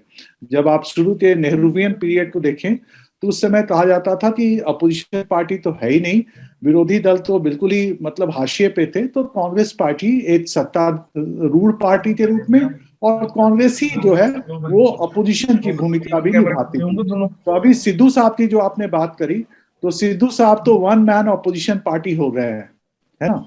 तो कांग्रेस को अपोजिशन की जरूरत क्या है, जब आए दिन आप देखते हैं कि जो मुद्दे अपोजिशन को उठाने चाहिए वो सिद्धू साहब उठा रहे हैं। तो अभी बड़ी विचित्र स्थिति है कांग्रेस के पास। अभी हाल के दिनों में, परसों ही मेरे ख्याल में आला कमान ने फिर से बुलाया इन लोगों को। अब उधर जो हमारे जाखड़ साहब थे वो शांति रहते थे, सुनील जाखड़ जी, अब आजकल वो ट्विटर वॉर पे कर रहे हैं। तो एक अपोजिशन, मतलब सिद्धू जी की कमी लगता है, मतलब कम नहीं थी सिद्धू जी, तो एक और जाखड़ साहब ने भी मोर्चा खोला हुआ है। तो चन्नी साहब हैं, तो चन्नी सरकार को तो सबसे ज्यादा तो इन्हीं से एवरी डे इनसे मुकाबला करना पड़ रहा है। तो बड़ा ही दिलचस्प है।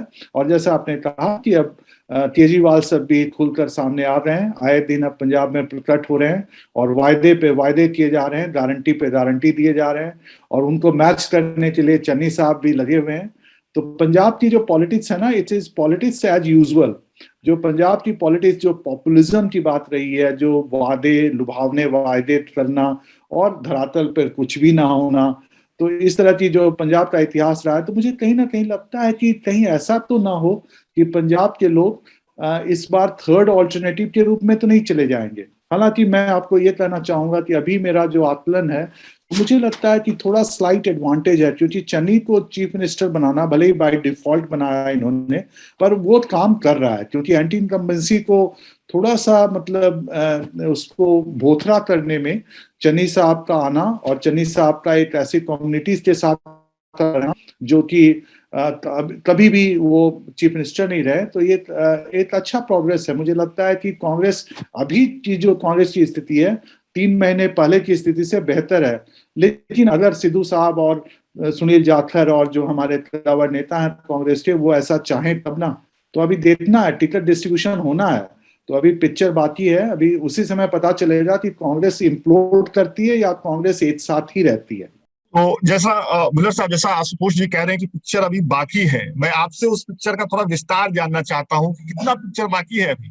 देखिए, निश्चित तौर पे विकास भाई, अगर बात करें तो जो पंजाब के लोग चाहते हैं वो पंजाब की तमाम पार्टियां, अब तो क्योंकि बीजेपी पहली दफा श्रोमणी अकाली दल से अलग होकर चुनाव लड़ेगी और बड़े बड़े चेहरे मेंटली तौर पे उनपे शामिल हो रहे हैं और निश्चित तौर पे पंजाब के लोग उस चेहरे को देख रहे, जैसे पूर्व आज ही डीजीपी जो महाराष्ट्र के पंजाब के रह चुके सरदीप विर्क, वो भी शामिल हो चुके। लेकिन लुभावनी बातें बहुत ज्यादा हो रही है। अब केजरीवाल साहब कह रहे थे कि पंजाब में हमने नई सियासत करनी आके, लेकिन वही है जो पहले जो ट्रेडिशनल पार्टी है, चाहे श्रोमणी अकाली दल चाहे कांग्रेस पार्टी, लोगों को लुभावने वादे बताए जा रहे हैं कि हम ये कर देंगे वो कर देंगे। अब देखिए, मोटे तौर पे पंजाब को आर्थिक जो पंजाब की व्यवस्था है, जो कंडीशन है, वो बहुत ज्यादा अच्छी नहीं है। अभी पंजाब के ऊपर 3 लाख करोड़ का कर्ज है और उस पे कोई भी पार्टी पंजाब को उस कर्ज जाल से मुक्त नहीं कराना और धकेल रही है।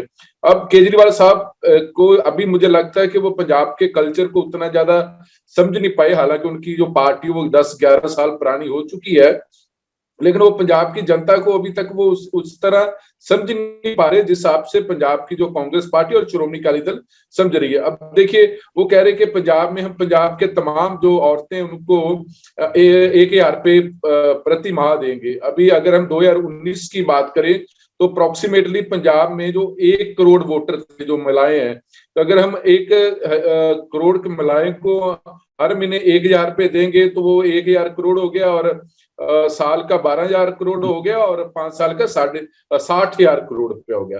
अभी ठीक है, वो IAS अधिकारी हैं और अभी शायद मुझे लगता है कि वो पंजाब को समझ नहीं पा रहे। और अगर श्रोमणी अकाली दल की बात करें, उनके 2 बड़े वोट बैंक थे विकास भाई। एक तो उनका था पंथक वोट, वो भी उनसे अभी तक निराश है, क्योंकि जो गुरु साहब जी की बेदबी हुई थी वो अभी लोग माफ नहीं कर रहे। दूसरा था किसान वोट। मोस्टली जो किसान थे पंजाब के, वो श्रोमणी अकाली दल के साथ ही रहे हैं, वो जब भी चुनाव हुआ वो भी नाराज है।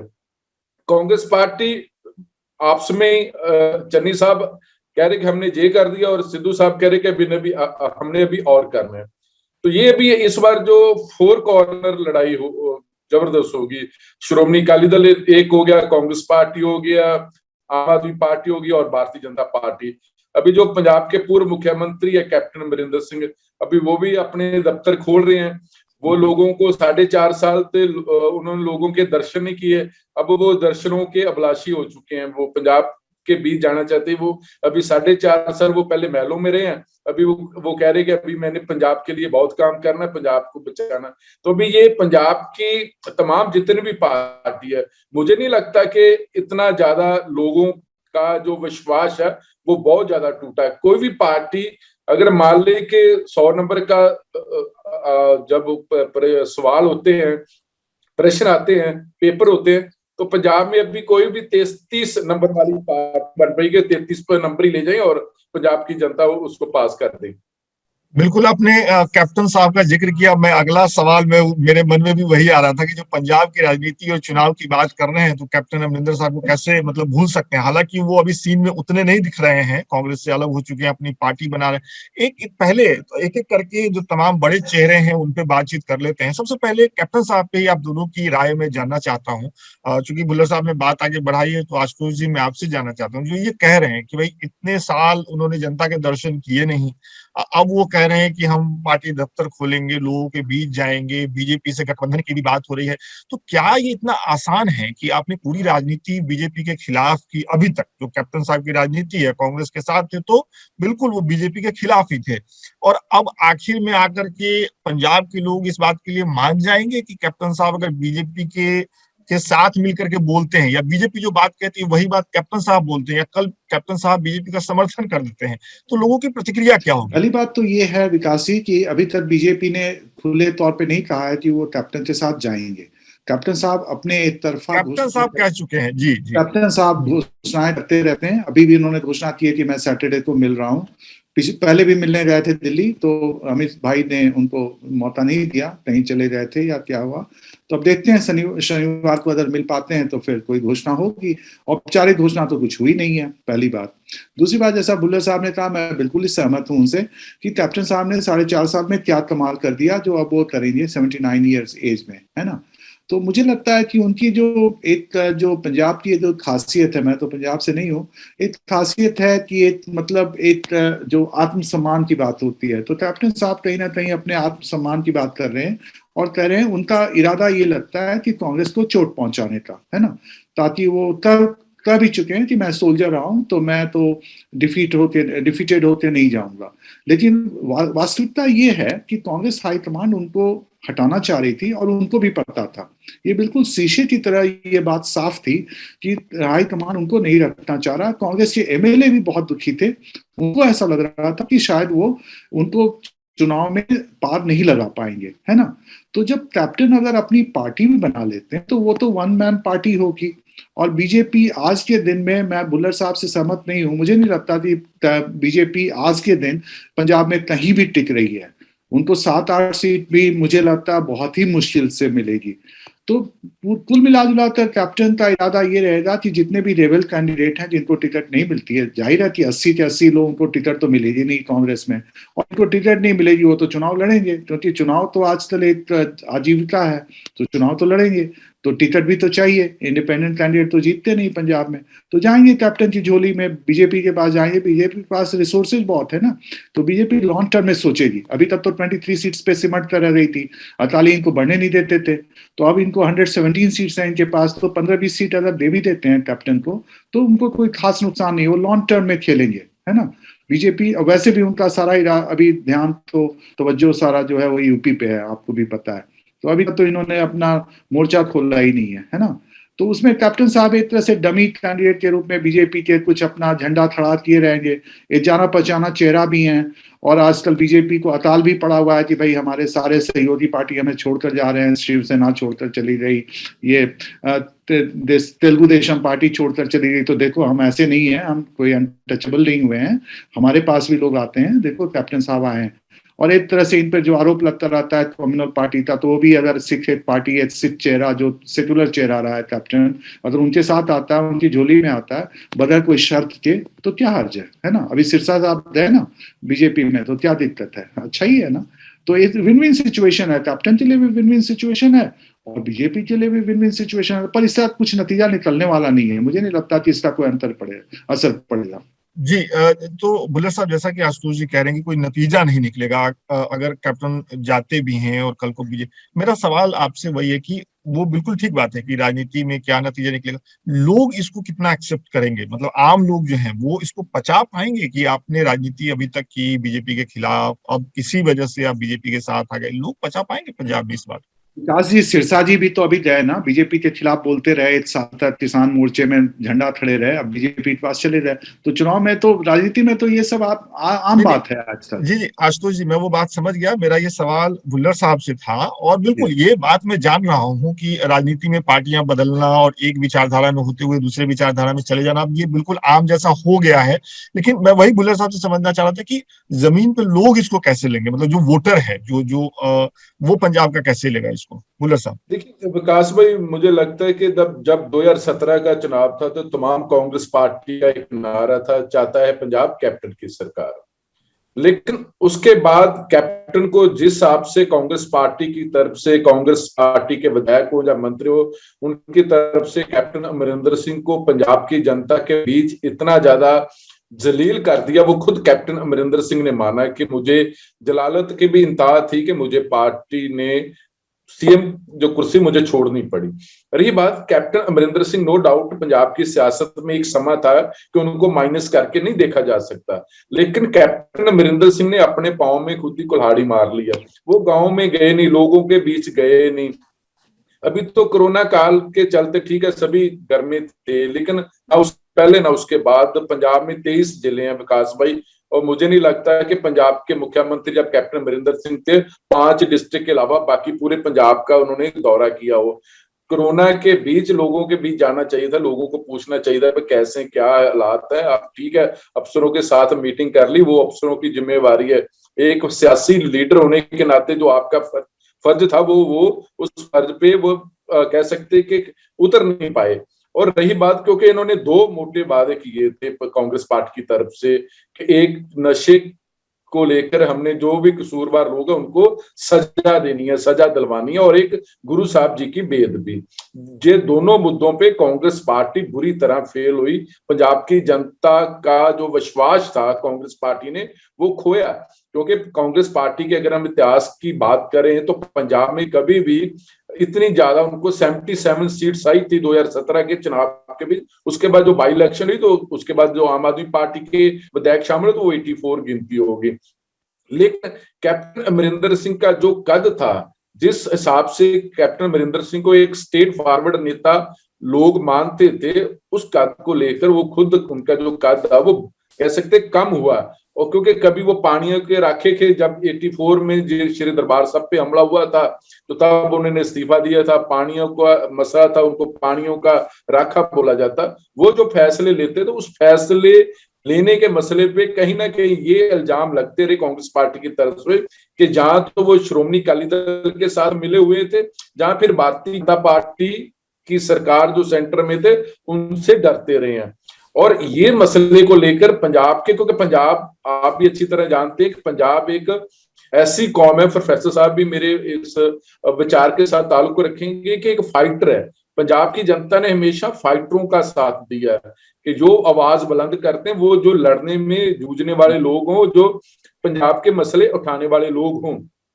इसलिए अब जो चंद सिंह चन्नी वो लोगों को पसंद आ रहे, राजा अमरिंदर सिंह वड़िंगा वो ट्रांसपोर्ट में बहुत अच्छा काम करे वो पसंद आ रहे, नवजोत सिंह सिद्धू विभाग बोलते, कभी कभी वो ज्यादा बोल जाते हैं, वो पार्टी का नुकसान भी हो जाता है लेकिन फिर भी लोग पसंद करते हैं। तो ये जो कैप्टन अमरिंदर सिंह का जो एक जलवा था, वो जलवा 4.5 साल की सरकार में दिखाई नहीं दिया। तो मुझे नहीं लगता कि पंजाब की जनता अब उनको उस नजरिए से पसंद करें जो नजरिया पंजाब की जनता का पहले था कि कैप्टन अमरिंदर सिंह बहुत बड़े ताकतवर नेता हैं, लोगों के मसले उठाते। लेकिन बहुत सारे ऐसे मसले थे कि भारतीय जनता पार्टी के जो शब्द थे वो कैप्टन अमरिंदर सिंह के मुंह से निकलते थे, ये कांग्रेस पार्टी के लोग भी महसूस करते हैं और पंजाब की जनता भी। अच्छा, तो अगला जो मैं जिस तरफ जाना चाह रहा था उस तरफ भुल्लर साहब ने खुद ही इशारा कर दिया, वो है नवजोत सिंह सिद्धू साहब। उनके साथ मैं चन्नी साहब को भी जोड़ता हूँ। और जो आप कह रहे थे कि फाइटर को पसंद किया जाता है, जो लड़ता है, जो बोलता है, तो मुझे लगता है सिद्धू साहब ने इस बात को कुछ ज्यादा ही गंभीरता से ले लिया है क्या, या फिर जमीन पे लोग उनको पसंद कर रहे हैं, वो जिस तरीके से बोल रहे हैं कई बार अपने ही सीएम के खिलाफ, अपनी ही पार्टी लाइन के खिलाफ, या फिर दिल्ली में लगता है कि सिद्धू साहब ज्यादा बोल रहे हैं, पंजाब को लोगों को लग रहा है कि बिल्कुल वो लड़ाके की तरह लड़ रहे हैं। दोनों से बारी बारी से। भुल्लर साहब पहले आपसे। बिल्कुल विकास भाई, पंजाब ना बहुत अभी ना दर्द के साथ भरा हुआ राज्य है। पंजाब की अगर हम बात करें, बहुत ज्यादा एजुकेशन के मसले पे हो गया, हेल्थ के मसले पे, वो तो पूरे इंडिया का एजुकेशन और हेल्थ किसी भी सरकार की प्रायोरिटी नहीं रह गई ना, एजेंडे और सरकारों के पार्टियों के एजेंडे। लेकिन जो पंजाब का एक अपना इतिहास था, सुनहरी इतिहास था, वो कहीं ना कहीं पंजाब की जो वहां कमी आई है। पंजाब की जनता चाहती है कि कोई एक और मोटा कारण ये है कि पंजाब के लोग बहुत सारा विदेशों में रह रहे हैं, चाहे कनेडा हो, चाहे यूरोप हो, चाहे अमेरिका हो, जैसे जितने भी है कॉन्टिनेंट वहां रह रहे हैं। तो उनको लगता है कि जिस हिसाब से हम पंजाब में रह रहे हैं वो उस हिसाब से होना चाहिए जिस हिसाब से हम अब कनेडा में या ऑस्ट्रेलिया में या अमेरिका में रह रहे हैं। तो पंजाब को लेकर, पंजाब का चाहे पंजाबी यहाँ रह रहा है या वहां रह रहा है, वो चाहते हैं कि पंजाब एक नंबर 1 सूबा था, वो फिर होना चाहिए। तो उसको लेकर अब पंजाब की जनता यही ठगी महसूस कर रही है कि हम ठग रहे हैं, हमें ठगा जा रहा है, बार बार ठगा जा रहा है। चाहे कांग्रेस पार्टी ठग रही है या श्रोमणी अकाली दल ठग है। जब अब अरविंद केजरीवाल साहब जैसे पंजाब के लोगों को बड़े बड़े कह सकते हैं कि सपने दिखा रहे हैं कि मैं अगर दिल्ली में आ गया तो दिल्ली से पंजाब को नंबर 1 बना देंगे। अभी क्योंकि उनको पता नहीं कि पंजाब एक बॉर्डर स्टेट है, पंजाब की कृषि क्या, पंजाब का कल्चर क्या, पंजाब की लोगों का क्या। लेकिन यही बात अब नवजोत सिंह सिद्धू की, नवजोत सिंह सिद्धू साहब बोल रहे हैं, बहुत ज्यादा बोल रहे हैं, खूब बोल रहे हैं, लेकिन वो पार्टी को, जैसे मैं पहले भी जिक्र किया, कि नुकसान है। लेकिन रही बात कि पंजाब के जो दर्द है, पंजाब के जो चोटें लगी है, उस पर मलहम कौन लगाएगा, अभी तक पंजाब की जनता को ये नहीं पता चल रहा है कि आखिर पंजाब की जो दर्द मैं बीच में आपको रोक रहा हूँ, माफ कीजिएगा। वैसे हम ये नेता नगरी में ऐसा करते भी नहीं, लेकिन मेरा सवाल थोड़ा तो यहाँ ये था कि जैसे आप अभी खुद ही कह रहे थे कि वो ज्यादा बोल रहे हैं, पार्टी को नुकसान हो सकता है, ये आप कह रहे हैं, लेकिन साथ में आप ये भी कह रहे हैं कि पंजाब बहुत दुखी है और उसके दर्द पे मलहम कौन लगाएगा। तो मैं आपसे यही जानना चाहता हूँ 1-2 लाइनों में कि नवजोत सिंह सिद्धू जो बोल रहे हैं, अब मैं समझ रहा हूँ थोड़ा थोड़ा इस बात को, तो क्या उससे मलहम लग रहा है, लोगों का जो दुख है वो थोड़ा कम हो रहा है, या उससे कनेक्ट कर पा रहे हैं नवजोत सिंह सिद्धू के अटैक से? नहीं, मुझे नहीं लगता कि नवजोत सिंह सिद्धू जो बोल रहे हैं, अभी नवजोत सिंह सिद्धू का एजेंडा वो 2 है। एक तो गुरु साहब जी की बेदबी का मसला कि उनके जो कसूरवार उनको सजा दिलवानी है, और दूसरा ड्रग तस्कर उनको दिलवानी है। लेकिन जो पंजाब की जो दर्द की बात कर रहा हूँ, वो अभी तक उनके कह सकते कि अभी उनके जो एजेंडा वो दिखाई नहीं दे रहा है। अभी आप कह दो कि हम अभी देखिए पंजाब में आटा दाल भी फ्री हो गया, बिजली भी फ्री होगी, पानी भी फ्री होगी, मेडिसिन फ्री भी हो गया, एजुकेशन भी फ्री हो गया, तो पैसे कहाँ से आएंगे? वो है ना, वो किसी ने एक दिन बड़ी, मैं आपको सिर्फ 30 सेकंड लूंगा, उसके बाद प्रोफेसर साहब बोलेंगे। तो एक दिन किसी बहुत बढ़िया एग्जांपल दे रही थी कि रास्ते में पत्रकार जा रहे थे, तो वो किसी डाकुओं ने उनको घेर लिया, जो के पास, पत्रकार के पास जो कुछ है था वो डाकुओं ने ले लिया। अब फिर वो दूसरी तरफ घूम के फिर आगे डाकू मिल जाते हैं, कह रहे चलो यार 500 रुपये रख लो ना। वो कह रहे ये क्या मसला हुआ? कह रहे कि वो भी हमारा जिम्मेवारी थी कि आपके पैसे थे, हमने ले लिए, लूट लिए, वो हमारा फर्ज था कि हम चोर थे, डाकू थे। अभी हमारा कि आपके पास कुछ पैसा नहीं, तो हमने अब ये भी आपका फर्ज निभा दिया। मेरे कहने का मतलब है कि लोगों को पैसे हैं और लोगों की जेब से निकाल कर लोगों को ऊपर दे रहे हैं, लेकिन वो मसला है कि 3 लाख करोड़ का जो कर्ज है पंजाब में, और मतलब अब 3 लाख, 3.25 करोड़ आबादी है, अब 3 लाख करोड़ को 3.25 लाख करोड़ आबादी से डिवाइड कर ले, तो मुझे लगता है कि आज जो बच्चा भी पैदा होगा उसके ऊपर भी 50-60 हजार का कर्ज होगा। तो ना हमारे पास जवानी रह रही है, ना हमारे पास किसानी, दोनों खत्म हो गया। वो जो अल्टरनेटिव चाहिए पंजाब को, वो कोई भी, ना नवजोत सिंह सिद्धू, मुझे लगता है कि अभी तक उनके एजेंडा दिखाई दे रहा, ना कैप्टन अमरिंदर सिंह के पास था, अभी श्रोमणी अकाली दल के पास भी, ना अरविंद केजरीवाल के पास है। अभी एक और, सॉरी मैं टाइम ले रहा, आपका ज्यादा ले रहा हूँ, अभी सुखबीर सिंह बादल जो श्रोमणी अकाली दल जिनकी लगातार 10 साल सत्ता रही है, वो उनका खुद कह रहे हैं कि जब हमारी सरकार बनेगी तो हम जो बच्चे आइलर्स करके देशों में जाएंगे करके, हम उनको 10 लाख का लोन विदाउट इंटरेस्ट लेके देंगे। ये क्या मसला हुआ कि मतलब आपने हाथ खड़े कर दिए कि हमारे पास कोई एजेंडा नहीं है, हम लोगों को रोजगार नहीं दे सकते, सरकारी रोजगार छोड़ो, हम रोजगार दिलाने वाले भी नहीं बन सकते, इसलिए हम 10 लाख बैंक से कर्जा लेंगे, विदाउट इंटरेस्ट लेंगे, तो आप भर भर के जहाज कनाडा में चले, जो ऑस्ट्रेलिया में चले। ये तो हमारे पॉलिटिकल पार्टी को एजेंडा, इसलिए पंजाब की जनता एक नया विकल्प ढूंढ रही है। मुझे लगता है कि वो विकल्प अभी तक स्पष्ट नहीं हो रहा कि वो विकल्प के रूप में आम आदमी पार्टी होगी या बीजेपी होगी या फिर ये जो श्रोमणी अकाली दल कांग्रेस पार्टी। ये आप शुरू में भी साफ कर चुके हैं। प्रोफेसर साहब, मैं आपके पास आ रहा हूँ इस जानकारी कहें इसको थोड़ा सा इसके साथ कि चन्नी साहब और सिद्धू जी में जो चल रहा है, नवजोत सिंह सिद्धू के बीच जो चल रहा है, उसको लेकर के आला कमान, जो कांग्रेस आला कमान है, उसको जानकारी है, और जैसा बुल्लर साहब कह रहे हैं पार्टी को नुकसान होगा, और ये जानकारी शायद दिल्ली को है, इसलिए उन्हें दिल्ली तलब किया गया, उसका जिक्र भी कर रहे थे। और जो जानकारी है कि उस बैठक में जो लगभग 4 से 5 घंटे चली, उसमें नवजोत सिंह सिद्धू को ये कहा गया कि भाई आप थोड़ा कंट्रोल में रहिए और चीजों को चलने दीजिए। मेरा सवाल आपसे यह है, उसके बाद हम शिरोमणि अकाली दल पे आएंगे बुल्लर साहब, वो भी हमारा एक पॉइंट है कि ये जो कहा गया है नवजोत सिंह सिद्धू से कि आप थोड़ा कंट्रोल में रहिए, आपको लग रहा है कि वो कंट्रोल में रहेंगे, उन पे किसी तरीके का दबाव काम करेगा?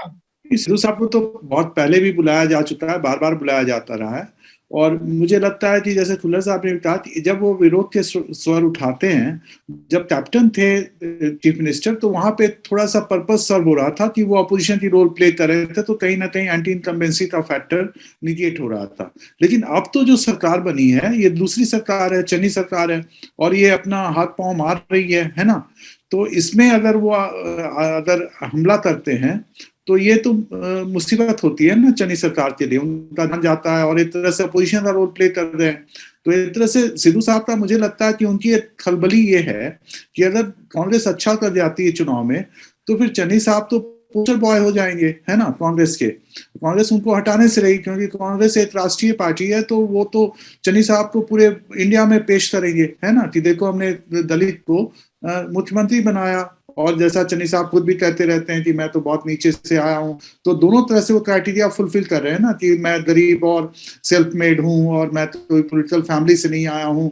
कल बाजवा ने भी एक स्टेटमेंट दिया, प्रताप सिंह बाजवा के भाई ने, कि भाई देखो ये तो कोई भी सरपंच भी मुख्यमंत्री बन सकता है। हालांकि पंजाब में सरपंच बनते रहे मुख्यमंत्री, बादल साहब भी सरपंच ही थे, तोड़ा साहब सरपंच थे, जो कि बहुत बड़े नेता बने अकाली दल के। तो पहली बात तो ये हुई। मुझे लगता है कि कहीं ना कहीं छटपटाहट है सिद्धू साहब के मन में कि भाई मेरे हाथ से तो बाजी निकल गई, मैंने इतना ये किया और मुझे तो मुख्यमंत्री बनाया नहीं गया, और मुझे लगता है नहीं है कि अब मुझे बनाएंगे ये, और कहीं चन्नी अच्छा ना कर जाए। तो कहीं ना कहीं ये तो आप प्रेस कॉन्फ्रेंस में भी और इनकी बॉडी लैंग्वेज में आप देख सकते हैं।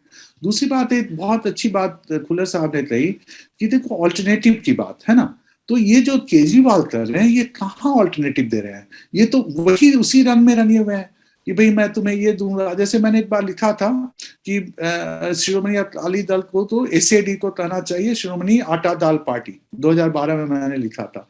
तो ये जो ये केजरीवाल तो कोई ऑल्टरनेटिव नहीं दे रहे हैं ना, ये तो और कांग्रेस को डुबाने में। मुझे याद आ रहा है 2002 में जब मैंने लिखा था तो मेरे ख्याल में 34,000 करोड़ था, 2007 में 50 करोड़ हो गया था, 54,000 करोड़। आज अभी खुल्लर साहब बता रहे हैं 3 लाख करोड़ हो गया। तो ये तो हर एक चुनाव में जो है जो कर्जा जो है बढ़ता जा रहा है। और पंजाब एक जमाने में जैसे 1970 में अमिताभ बच्चन होते थे फिल्म इंडस्ट्री में, उस तरह से पंजाब था, नंबर 1 टू नंबर 10 था। अगर आप 80s का अगर पैमाना देखें तो पंजाब के सामने कोई भी स्टेट कहीं नहीं टिकता था। आज पंजाब क्या, 2002 में जब मैंने लिखना शुरू किया तो पंजाब चौथे स्थान पे था। मैं इसलिए कह रहा हूँ क्योंकि मैं तो बाहर से आया हूँ, मैं पंजाबी नहीं हूँ। आज पता नहीं पंजाब कहाँ पे है, 8वां 9वां 10वां कहाँ पे आ गया है ना। अभी ये जो इंडेक्स भी आया गरीबी का तो पंजाब में 5.4 हो गया है ना। तो पंजाब एक मॉडल स्टेट हुआ करता था, ग्रैंडरी ऑफ इंडिया था, है ना, एक बहुत बड़ी जो पंजाबी। तो ग्रीन रेवोल्यूशन तो कब की खत्म हो गई। मैनिफेस्टो अगर आप पढ़ें तो आपको निराशा होगी। हर एक पार्टी कहती है हम सेकेंड ग्रीन रेवोल्यूशन लाएंगे, हम एग्रो बेस्ड इंडस्ट्री लाएंगे। ये अकाली दल अपने को फार्मर्स पार्टी कहती है, इन्होंने क्या किया फार्मिंग के फार्मर्स के लिए सिवाय वो मुफ्त के जो बांटने के। ये जो डायरेक्ट ट्रांसफर ऑफ रिसोर्सेज होता है ना विकास भाई, इससे कोई फायदा होने वाला नहीं है। इनडायरेक्ट ट्रांसफर करिए, आप रोड बनाइए, आप वो हॉस्पिटल बनाइए, आप स्कूल बनाइए, स्कूल की स्थिति ठीक करिए, कॉलेजेस में अपॉइंटमेंट करिए, आप उस तरह से एम्प्लॉयबिलिटी बढ़ाइए। जो आप कर रहे हैं ना तेरा मैं फ्रांस एफिल टावर के सामने मैंने पंजाबियों को देखा, वो एफिल टावर का जो मिनिएचर नहीं होता वो बेचते हुए, उनके पास पेपर्स नहीं थे, उनको खदेड़ा जा रहा है, सारे मैनुअल वर्क करते हैं, है ना। क्यों कर रहे हैं पंजाब में, क्यों नहीं उनको जॉब मिल रहा है? केजरीवाल उसके लिए कोई एजेंडा दे रहे हैं क्या? नहीं, केजरीवाल उनको बेवकूफ बना रहे हैं। खुल्लर साहब ने ठीक कहा कि क्या पंजाबी बिल्कुल बेवकूफ है, उनको नहीं समझ में आता कि 1,000 रुपए कैसे मिल जाएंगे औरतों को। तो ये तो बेवकूफी वाली बात हो गई ना। इस तरह से पंजाबियों को क्या समझते हैं। बिल्कुल मैं सही मानता हूँ कि केजरीवाल एक बहुत बड़ी निराशा लेकर आए हैं, क्योंकि उन्होंने कभी भी आम आदमी पार्टी में पंजाब के जो नेता हैं उनको आगे बढ़ने नहीं दिया। वो सोचते हैं कि मेरे चेहरे पे मैं पंजाब जीत जाऊंगा। वो भूल जाते हैं कि पंजाबी सूबा है, ये पंजाब कोई बिहार और यूपी नहीं है। पंजाब की एक अपनी आइडेंटिटी है, भाषाई राजनीति रही है, धर्म भी का भी एक रोल रहा है। Punjab is a Sikh majority state और बॉर्डर स्टेट है। पंजाब ने बहुत दर्द सहा है। पार्टीशन कहाँ हुआ? पंजाब में हुआ। ये सारा जो धर्म युद्ध मोर्चा, मिलिटेंसी, इतनी किलिंग्स हुई, सिविलियन की किलिंग्स हुई, ये जो ऑपरेशन ब्लू स्टार की बात की खुल्लर साहब ने, सब कुछ पंजाब में हुआ। अभी हाल के दिनों में हुआ, कोई बहुत पुरानी बात नहीं। मुझे भी याद है 80s में जब हम इधर से गुजरते थे तो हम अपनी खिड़कियां बंद कर लेते थे ट्रेन की। पंजाब की ये हालत थी, है ना। तो ऐसे में पंजाब को चाहिए कि सॉलिड ऑल्टरनेटिव एजेंडा दिया जाए जो कोई भी पार्टी नहीं दे रही है। हर एक पार्टी वही बिटन ट्रैक पे कि किस तरह से लुभावने वायदे करके शेख चिल्ली के हसीन सपने दिखा कर वोट लिया जाए। तो पंजाब की जनता के लिए सचमुच ये जो उन्होंने कहा ना दर्द का मामला, तो ये तो दर्द का रिश्ता ही है। माफ कीजिएगा, आप दोनों की बातें सुन करके लग रहा है कि इतनी पॉलिटिकल पार्टियां और बाहर से देखने में लगता है कि इतना कुछ कहा जा रहा है पंजाब को लेकर के, लेकिन पंजाब में जमीनी लेवल पे तो जिस तरीके से आप लोग बता रहे हैं उससे तो निराशा का माहौल ही मुझे समझ में आ रहा है। अगले टॉपिक की तरफ, अगले सवाल की तरफ बढ़ते हैं। माफ कीजिएगा, शिरोमणि अकाली दल, जैसे ही कृषि कानून संसद से वापस लिया गया, 1 साल लग गया उसमें, पंजाब के किसान बड़ी संख्या में दिल्ली के बॉर्डर पे अभी भी जमे हुए हैं और देश भर में ये चर्चा होती रही। नेता नगरी में भी कई बार हमारे दर्शकों ने सवाल पूछा कि भाई कृषि कानूनों को लेकर के पंजाब के किसान ही सबसे ज्यादा प्रदर्शन क्यों कर रहे हैं। और जब कानून वापस लिया गया तो एक तरफ से लोगों ने कहा कि भाई यूपी में चुनाव है, वो भी एक वजह है। हालांकि पंजाब में बीजेपी के पास खोने के लिए नहीं है, लेकिन पंजाब का चुनाव भी इस फैसले के पीछे है। अब मेरा सवाल ये है आप दोनों से, इस जैसे ये कानून वापस लिया गया तो कहा जाने ये लगा कि शिरोमणि अकाली दल जो कि बीजेपी के साथ, बीजेपी से अलग हुई थी इसी मसले पे, कृषि कानून को लेकर के, अब क्या दोनों पार्टियां साथ आ सकती हैं? एक बात ये भी अंदर खाने चल रही है, कुछ लोग कह रहे हैं, कहीं कहीं लिखा जा रहा है, जो राजनीतिक पंडित हैं पंजाब को समझने वाले, कि भाई बीजेपी ने कोशिश की शिरोमणि अकाली दल को साथ लाने की और वो जब साथ नहीं आए तो अब ईडी एक्टिव हो गई है, ऐसा लिखा जा रहा है। तो इस पे आप दोनों विद्वानों की राय मैं जानना चाहता हूँ। क्या बीजेपी शिरोमणि अकाली दल साथ में आ सकती है, इसकी कोई गुंजाइश है? और क्या सही में बीजेपी शिरोमणि अकाली दल को साथ नहीं ला पाई तो अब वो दूसरी एजेंसियों को यूज कर रही है? भुल्लर साहब, आपसे शुरू करते। बिल्कुल, निश्चित तौर पे मैं यही कह रहा था विकास भाई कि जिस हिसाब से अब पूरे देश में आवाज बुलंद हो रही है कि जिसकी लाठी उसकी भैंस, जिस हिसाब से सेंटर की जो एजेंसियां काम कर रही, जहां उनकी जो टाइमिंग है वो सियासत के साथ जोड़कर देखा जा रहा है। क्योंकि श्रोमणी अकाली दल के लुधियाना के पास एक सीट है, विधानसभा क्षेत्र है दाका, वहां से श्रोमणी अकाली दल के विधायक है मनप्रीत सिंह याली, उनके घर पे छापा पड़ा है इनका। तो ये इस मसले को लेकर जोड़ के लोग देख रहे हैं। रही बात श्रोमणी अकाली दल और भारतीय जनता पार्टी का गठजोड़ दोबारा होगा कि नहीं होगा, और आपको भी पता है कि सियासत में ऐसी संभावनाएं बनी रहती है, जहां कह सकते हैं कि प्री पोल के अलायंस के लो या पोस्ट पोल अलायंस के बोलो, लेकिन अकाली दल का गठबंधन कैसे टूटा, गठजोड़ कैसे टूटा? क्योंकि श्रोमणी अकाली दल सेंटर में भागीदार था, सेंटर में उनकी मिनिस्ट्री थी, वो छोड़नी पड़ी। लेकिन अब जिस हिसाब से पंजाब की जो तस्वीर अभी तक साफ नहीं हो पा रही, अभी माना जा रहा है कि जो दिसंबर के लास्ट वीक या जनवरी के पहले हफ्ते कोड ऑफ कंडक्ट लग जाएगा, लेकिन पंजाब की अभी तक तस्वीर स्पष्ट नहीं हो रही। लेकिन जब तक ये एक विकास भी माना जा रहा है, जब तक भगवान उनको लंबी उम्र करे, सरदार प्रकाश सिंह बादल को, जब तक प्रकाश सिंह बादल हैं पंजाब में श्रोमणी अकाली दल के पास, कह सकते हैं कि एक ऐसा गहना है वो श्रोमणी अकाली दल का, जहाँ ऐसी वो कह सकते हैं कि वेल्थ है, वो कुछ भी हो सकता है कि चुनाव के पास या चुनाव के बाद अगर दोनों पार्टियों को लगा कि हम एक बार फिर छोटा भाई बड़ा भाई या पति पत्नी का रिश्ता हमारे से बन सकता है, तो निश्चित तौर पे हम इसको रूल आउट नहीं कर सकते कि हो सकता है श्रोमणी अकाली दल का दोबारा भारतीय जनता पार्टी के गठजोड़ हो सकता है। इसमें कोई कह सकते कि कुछ भी हो सकता है सियासत में। लेकिन श्रोमणी अकाली दल का जो अपना वोट बैंक है वो बहुत ज्यादा विकास भाई नुकसान हुआ है। श्रोमणी अकाली दल के जो मौजूदा अध्यक्ष हैं सुखबीर सिंह बादल, वो अपनी पार्टी की जो पहचान है वो पहचान भूल चुके हैं। अब अगर हम 85 की बात करें तब भी इनके पास 75 सीट्स आई थी, जब हम 97 की बात करें तब भी इनके पास 75 सीट्स आई थी। तो जब इनका पूरा पंथक एजेंडा था श्रोमणी अकाली दल का, और पंजाब में 75-80 के बीच ऐसी सीटें जो बिल्कुल कह सकते हैं कि श्रोमणी अकाली दल उनपे डोमिनेट करता रहा, सीटें यहाँ बिल्कुल टोटली रूप से सिख डोमिनेट करते। तो पंजाब में 30 ऐसी सीटें जहां हिंदू भाईचारे की बहुत ज्यादा प्रभाव है। लेकिन अब क्योंकि श्रोमणी अकाली दल को लग रहा कि जो ग्रामीण वोट है, जो सिख वोट है, वो 4 हिस्सों में जाएगी, उसमें कांग्रेस भी आएगी, अकाली दल भी आएगा, आम आदमी पार्टी भी लेके जाएगी। तो तभी आपने देखा होगा, खबरें पड़ी होगी पंजाब से, तो सुखबीर सिंह बादल तमाम जितने भी हिंदू देवी देवते हैं उनके दर्शन करें। हालांकि ये first time in the history of Shiromani Akali Dal के एक श्रोमणी अकाली दल का अध्यक्ष जो बिल्कुल अमृतधारी है, जो पूर्ण रूप से सिख है, वो मंदिरों में जा रहा है। इससे पहले कभी नहीं हुआ। हालांकि एक स्टेट का सीएम तो जा सकता है, लेकिन अब क्योंकि पॉलिटिक्स और श्रोमणी अकाली दल का अध्यक्ष जो बिल्कुल अमृतधारी है वो मंदिरों में जा रहा है, तो उनको लगता है कि पंजाब में 1.5 करोड़ के आसपास हिंदू भाईचारे की वोट बैंक है। तो अगर वो गांव की वोट जहाँ सिख की वोट 4 हिस्सों में बढ़ जाएगी, तो निश्चित तौर पे जो 1.5 करोड़ हिंदू भाईचारे के वो वहां कुछ ना कुछ आ जाएगा। श्रोमणी अकाली दल भी जा रहा है, अरविंद केजरीवाल भी जा रहे हैं, और मनीष सिसोदिया भी मंदिरों में पंजाब में जा रहे हैं। तो पूरा का पूरा इस बार दारोमदार हिंदू वोट बैंक पे पूरी तरह से अपनी तरफ खींचने की कोशिश हो गया। तो हालांकि अगर 2014 की बात करें, 2019 की बात करें, पूरे भारत में मोदी साहब का जलवा था, लेकिन पंजाब में नहीं था।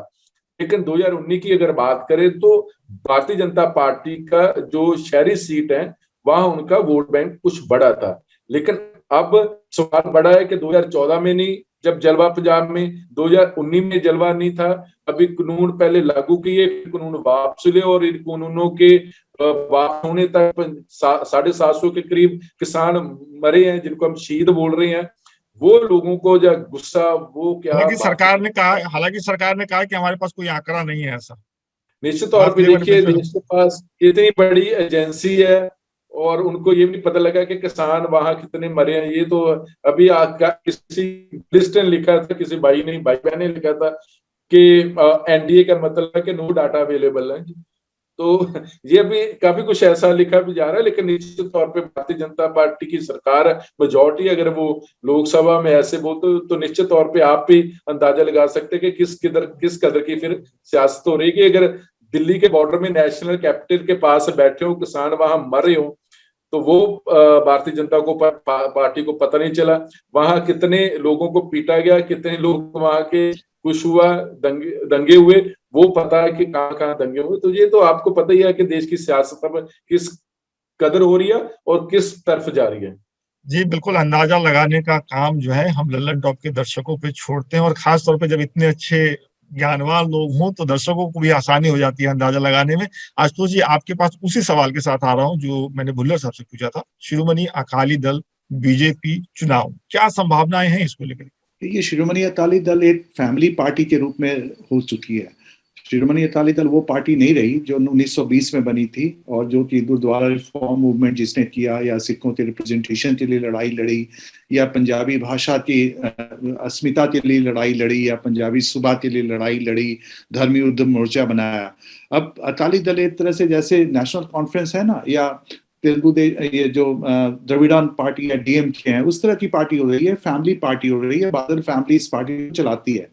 तो अगर बादल फैमिली का डिसाइड करती है कि हमें बीजेपी के साथ जाना है तो जाना है, लेकिन प्री इलेक्टोरल अलायंस की तो कोई संभावना मुझे नजर नहीं आती।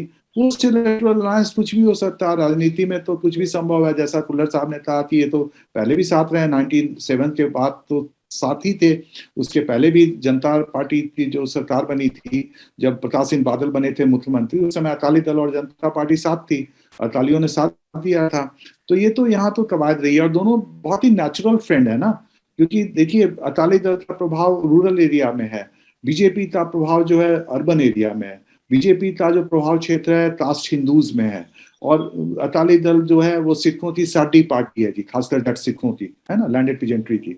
तो इनका कहीं क्लैश नहीं है, एक दूसरे को दे कॉम्प्लीमेंट ईच अदर। तो ऐसी दोस्ती तो अच्छी है, कोई दिक्कत नहीं है इसमें। अगर हो जाए तो ठीक है, पर अभी तो नहीं हो सकती, क्योंकि अभी तो मेरे ख्याल में मुश्किल हो जाएगी। अकाली दल पूरी तरह से एक्सपोज हो जाएगा, क्योंकि अभी इन्होंने पलटी खाई थी जब उन्होंने फार्म बिल पे पलटी खाई और कहा कि नहीं जी, हमने तो शुरू से इनको कहा था, हम चुपके चुपके कह रहे थे कि फार्म बिल को वापस कर लो, इन्होंने नहीं किया तो हमने छोड़ा। कोई इस पर विश्वास तो कर नहीं रहा आज के दिन पंजाब में। तो अभी बड़ी मुसीबत है इनको। ये तो पूरी तरह से कोशिश कर रहे हैं कि वो दांत जो इन पे लग गया एंटी फार्मर वाला, उसको मिटाएं, है ना, वो पूरी कोशिश कर रहे हैं। और जैसा खुल्लर साहब ने कहा कि मंदिर मंदिर जाना, तो जाते रहते, नेता लोग तो डेरा भी जाते थे, भले छुप छुपा के जाते थे, कैमरे के सामने जा रहे हैं। डेरा कौन नहीं अकाली दल जाता था, अकाली दल का नेता, जबकि उनको नहीं जाना था, जाते थे। डेरा सच्चा सौदा के साथ समझौता हुआ था अकाली दल का, है ना, बाद में माफीनामा भी करवाया गया, फिर मुड़ के आए।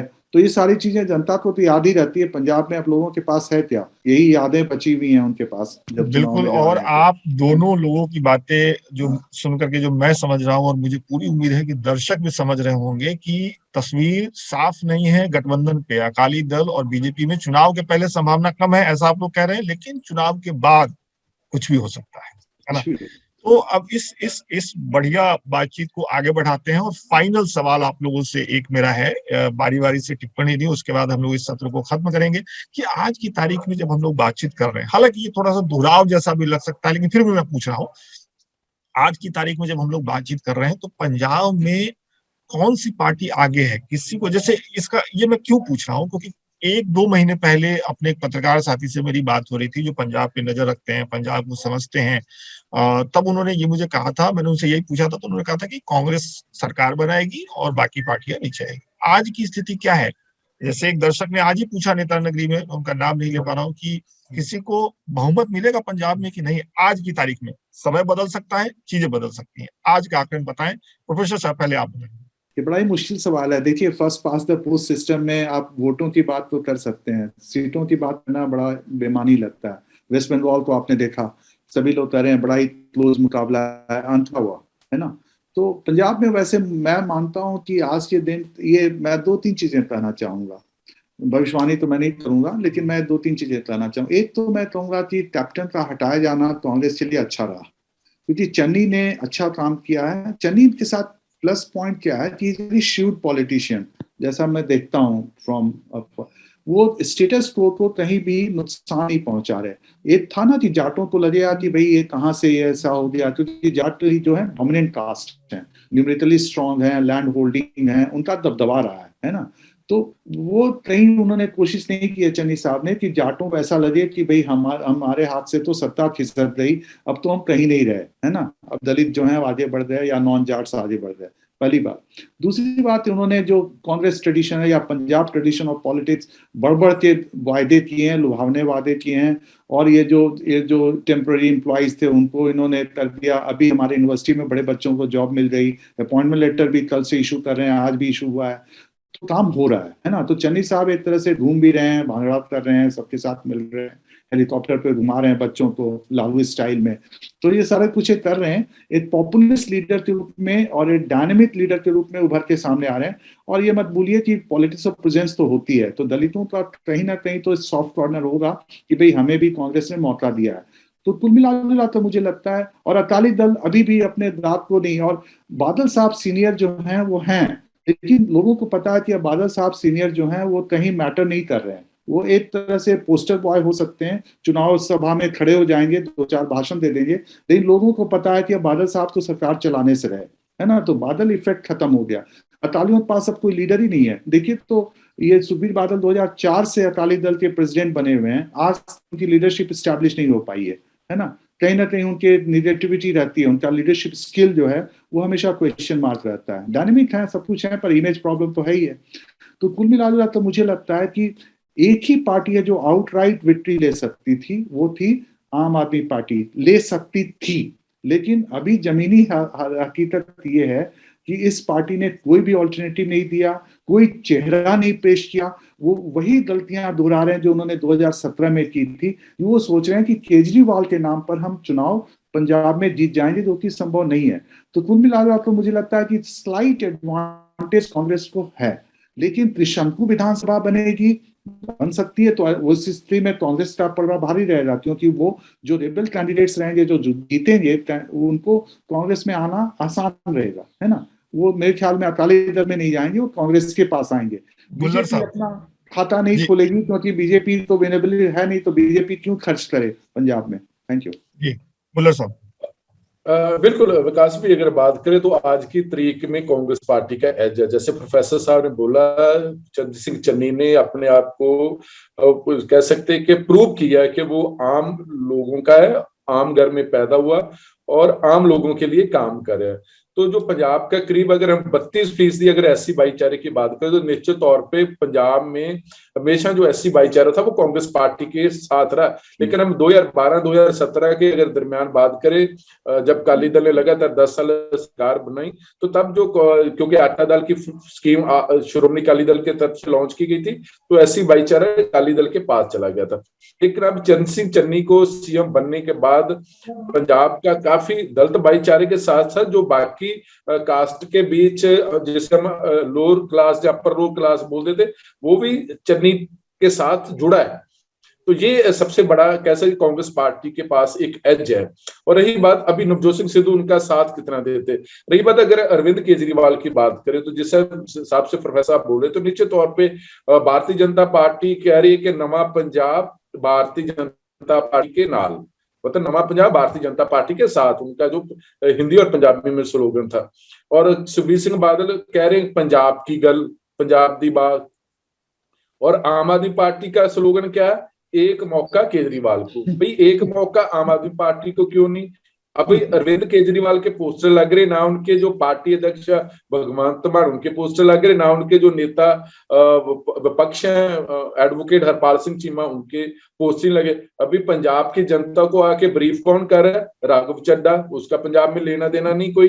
अरविंद केजरीवाल ठीक है, आप नेशनल पार्टी के कन्वीनर हैं, लेकिन आजकल वो भी अच्छी पंजाबी बोल रहे हैं लिख के रोमन में, और राघव चड्ढा भी बोलने लगे हैं पंजाब में। कभी राघव चड्ढा ने भी सपना ले लिया था कि हो सकता है अगर भगवंत मान को सीएम ना बने तो मैं बन जाऊं। ये भी कह रहे कि अरविंद केजरीवाल की वाइफ की वोट भी बन गई। तो जी अरविंद केजरीवाल उत्तराखंड जाके तो बोल रहे कि वहां जी कर्नल मैं नाम भूल गया कि वो सीएम के चेहरे होंगे।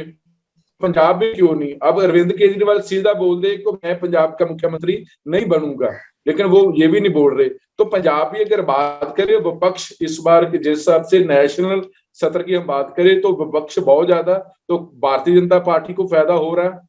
और मुझे लगता है इसीलिए अगर विपक्ष इसी तरह बंटा रहा, एक तरफ कैप्टन अमरिंदर सिंह की पार्टी, अभी श्रोमणी अकाली दल डेमोक्रेटिक पार्टी है जिसके अकाली दल के नेता रह चुके सुखदेव सिंह ढींडसा, उनका दल है, श्रोमणी अकाली दल है और भारतीय जनता पार्टी है। तो इस हिसाब से जितना विपक्ष, आप भी जानते हैं, जितना विपक्ष बटा रहेगा वो सत्ता पक्ष को फायदा रहेगा। तो मुझे लगता है आज की तरीके चाहे सरकार किसी की बन रही नहीं, लेकिन सबसे ज्यादा जो अपर हैंड है, जो सबसे ज्यादा एज है, वो चंद्र सिंह चन्नी के पास है, कांग्रेस पार्टी के पास है। तो आप ये कह रहे थे कि जैसे कि उत्तराखंड में पूर्व कर्नल अजय कोठियाल को लेकर के सीएम फेस उनको प्रोजेक्ट किया जा रहा है, पंजाब में वैसी स्थिति नहीं है। दिल्ली से जा करके लोग पंजाब में अपने लिए जगह तलाश रहे हैं आम आदमी पार्टी की तरफ से। केजरीवाल जी ने कहा कि ये सिख बनेगा, और नहीं, अभी वो कह रहे कोई भी हो सकता है। प्रोफेसर साहब अभी उनका बदल गया है, यही है, वो पंजाब में आते हैं, हरियाणा में कुछ बोलते, दिल्ली में कुछ, अभी बोल गया वो, अभी सिख नहीं, वो कोई भी हो सकता है। अभी और कई बदलाव देखने को मिलेंगे और इस बातचीत को यहाँ पे हम लोग खत्म करते हैं। प्रोफेसर आशुतोष कुमार जी आपका और जगतार सिंह भुल्लर साहब आपका, आप दोनों का बहुत बहुत शुक्रिया, आप लोगों ने समय निकाला हमारे लिए, हमारे दर्शकों का शुक्रिया। विकास भैया आपका भी और द ललन टॉप का भी। नेता नगरी के इस आखिरी सत्र का नाम है फुर्सत की सलाह। फुर्सत की सलाह में आज फिर कुछ फिल्में हैं, कुछ किताबें हैं। पहली किताब जिसका मैं जिक्र करूंगा ये है उस पार।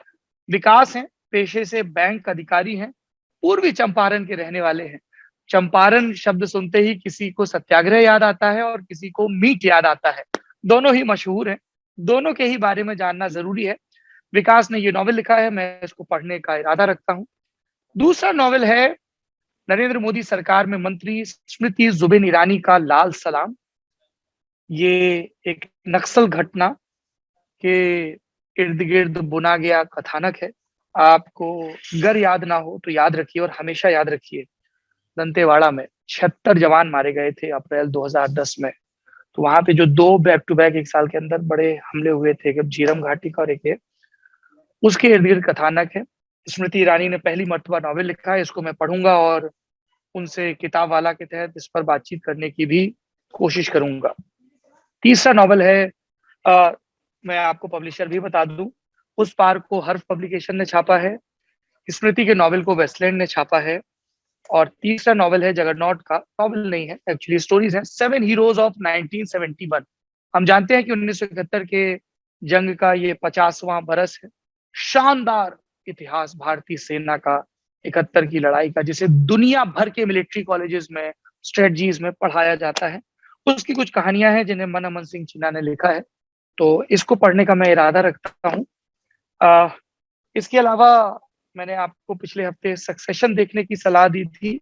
इस हफ्ते मैं एक फिल्म देखूंगा, तमिल फिल्म है जिसमें रोशन मैथ्यू है और पृथ्वी है, कुरुथी। तो वो काफी दिनों से पेंडिंग थी, शायद मैंने पहले भी एक बार नेता नगरी में कुरुथी का जिक्र किया था, अभी तक मैं देख नहीं पाया था। कुरुथी देखूंगा।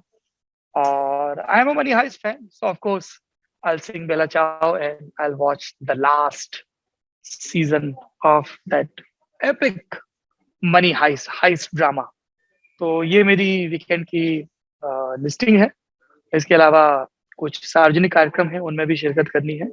और बैडमिंटन तो छक्के खेला ही जाएगा, क्योंकि वही वक्त होता है जब आपको घड़ी देख के नहीं खेलना होता। You can play for 3 hours. So that's it. आपका क्या प्लान है? आप कौन सी फिल्में रेकमेंड करना चाहेंगे? कौन सा म्यूजिक? मेरे कुछ चेन्नई के दोस्त थे, उन्होंने कुछ इंटरेस्टिंग गाने मुझे रेकमेंड किए हैं, तो मैंने सोचा है कि मैं इस दफा तेलुगु और तमिल के भी कुछ पेपी नंबर्स डिस्कवर करूंगा। जैसे एक बुटा बोमा करके गाना है तेलुगु का, वो मुझे बताया गया, और भी कई गाने हैं। तो आप बताइए कमेंट बॉक्स में और क्या डिस्कवर करना चाहिए। देखते रहिए नेता नगरी, संवाद जारी रहना चाहिए। हम कोई सरकार या विपक्ष तो है नहीं जो हमें मोनोलॉग पेश करना हो, इसलिए आप अपनी बताते रहिए। नेता नगरी देखते रहिए, इसे और कैसे बेहतर कर सकते हैं ये भी जरूर बताइए। बहुत बहुत शुक्रिया।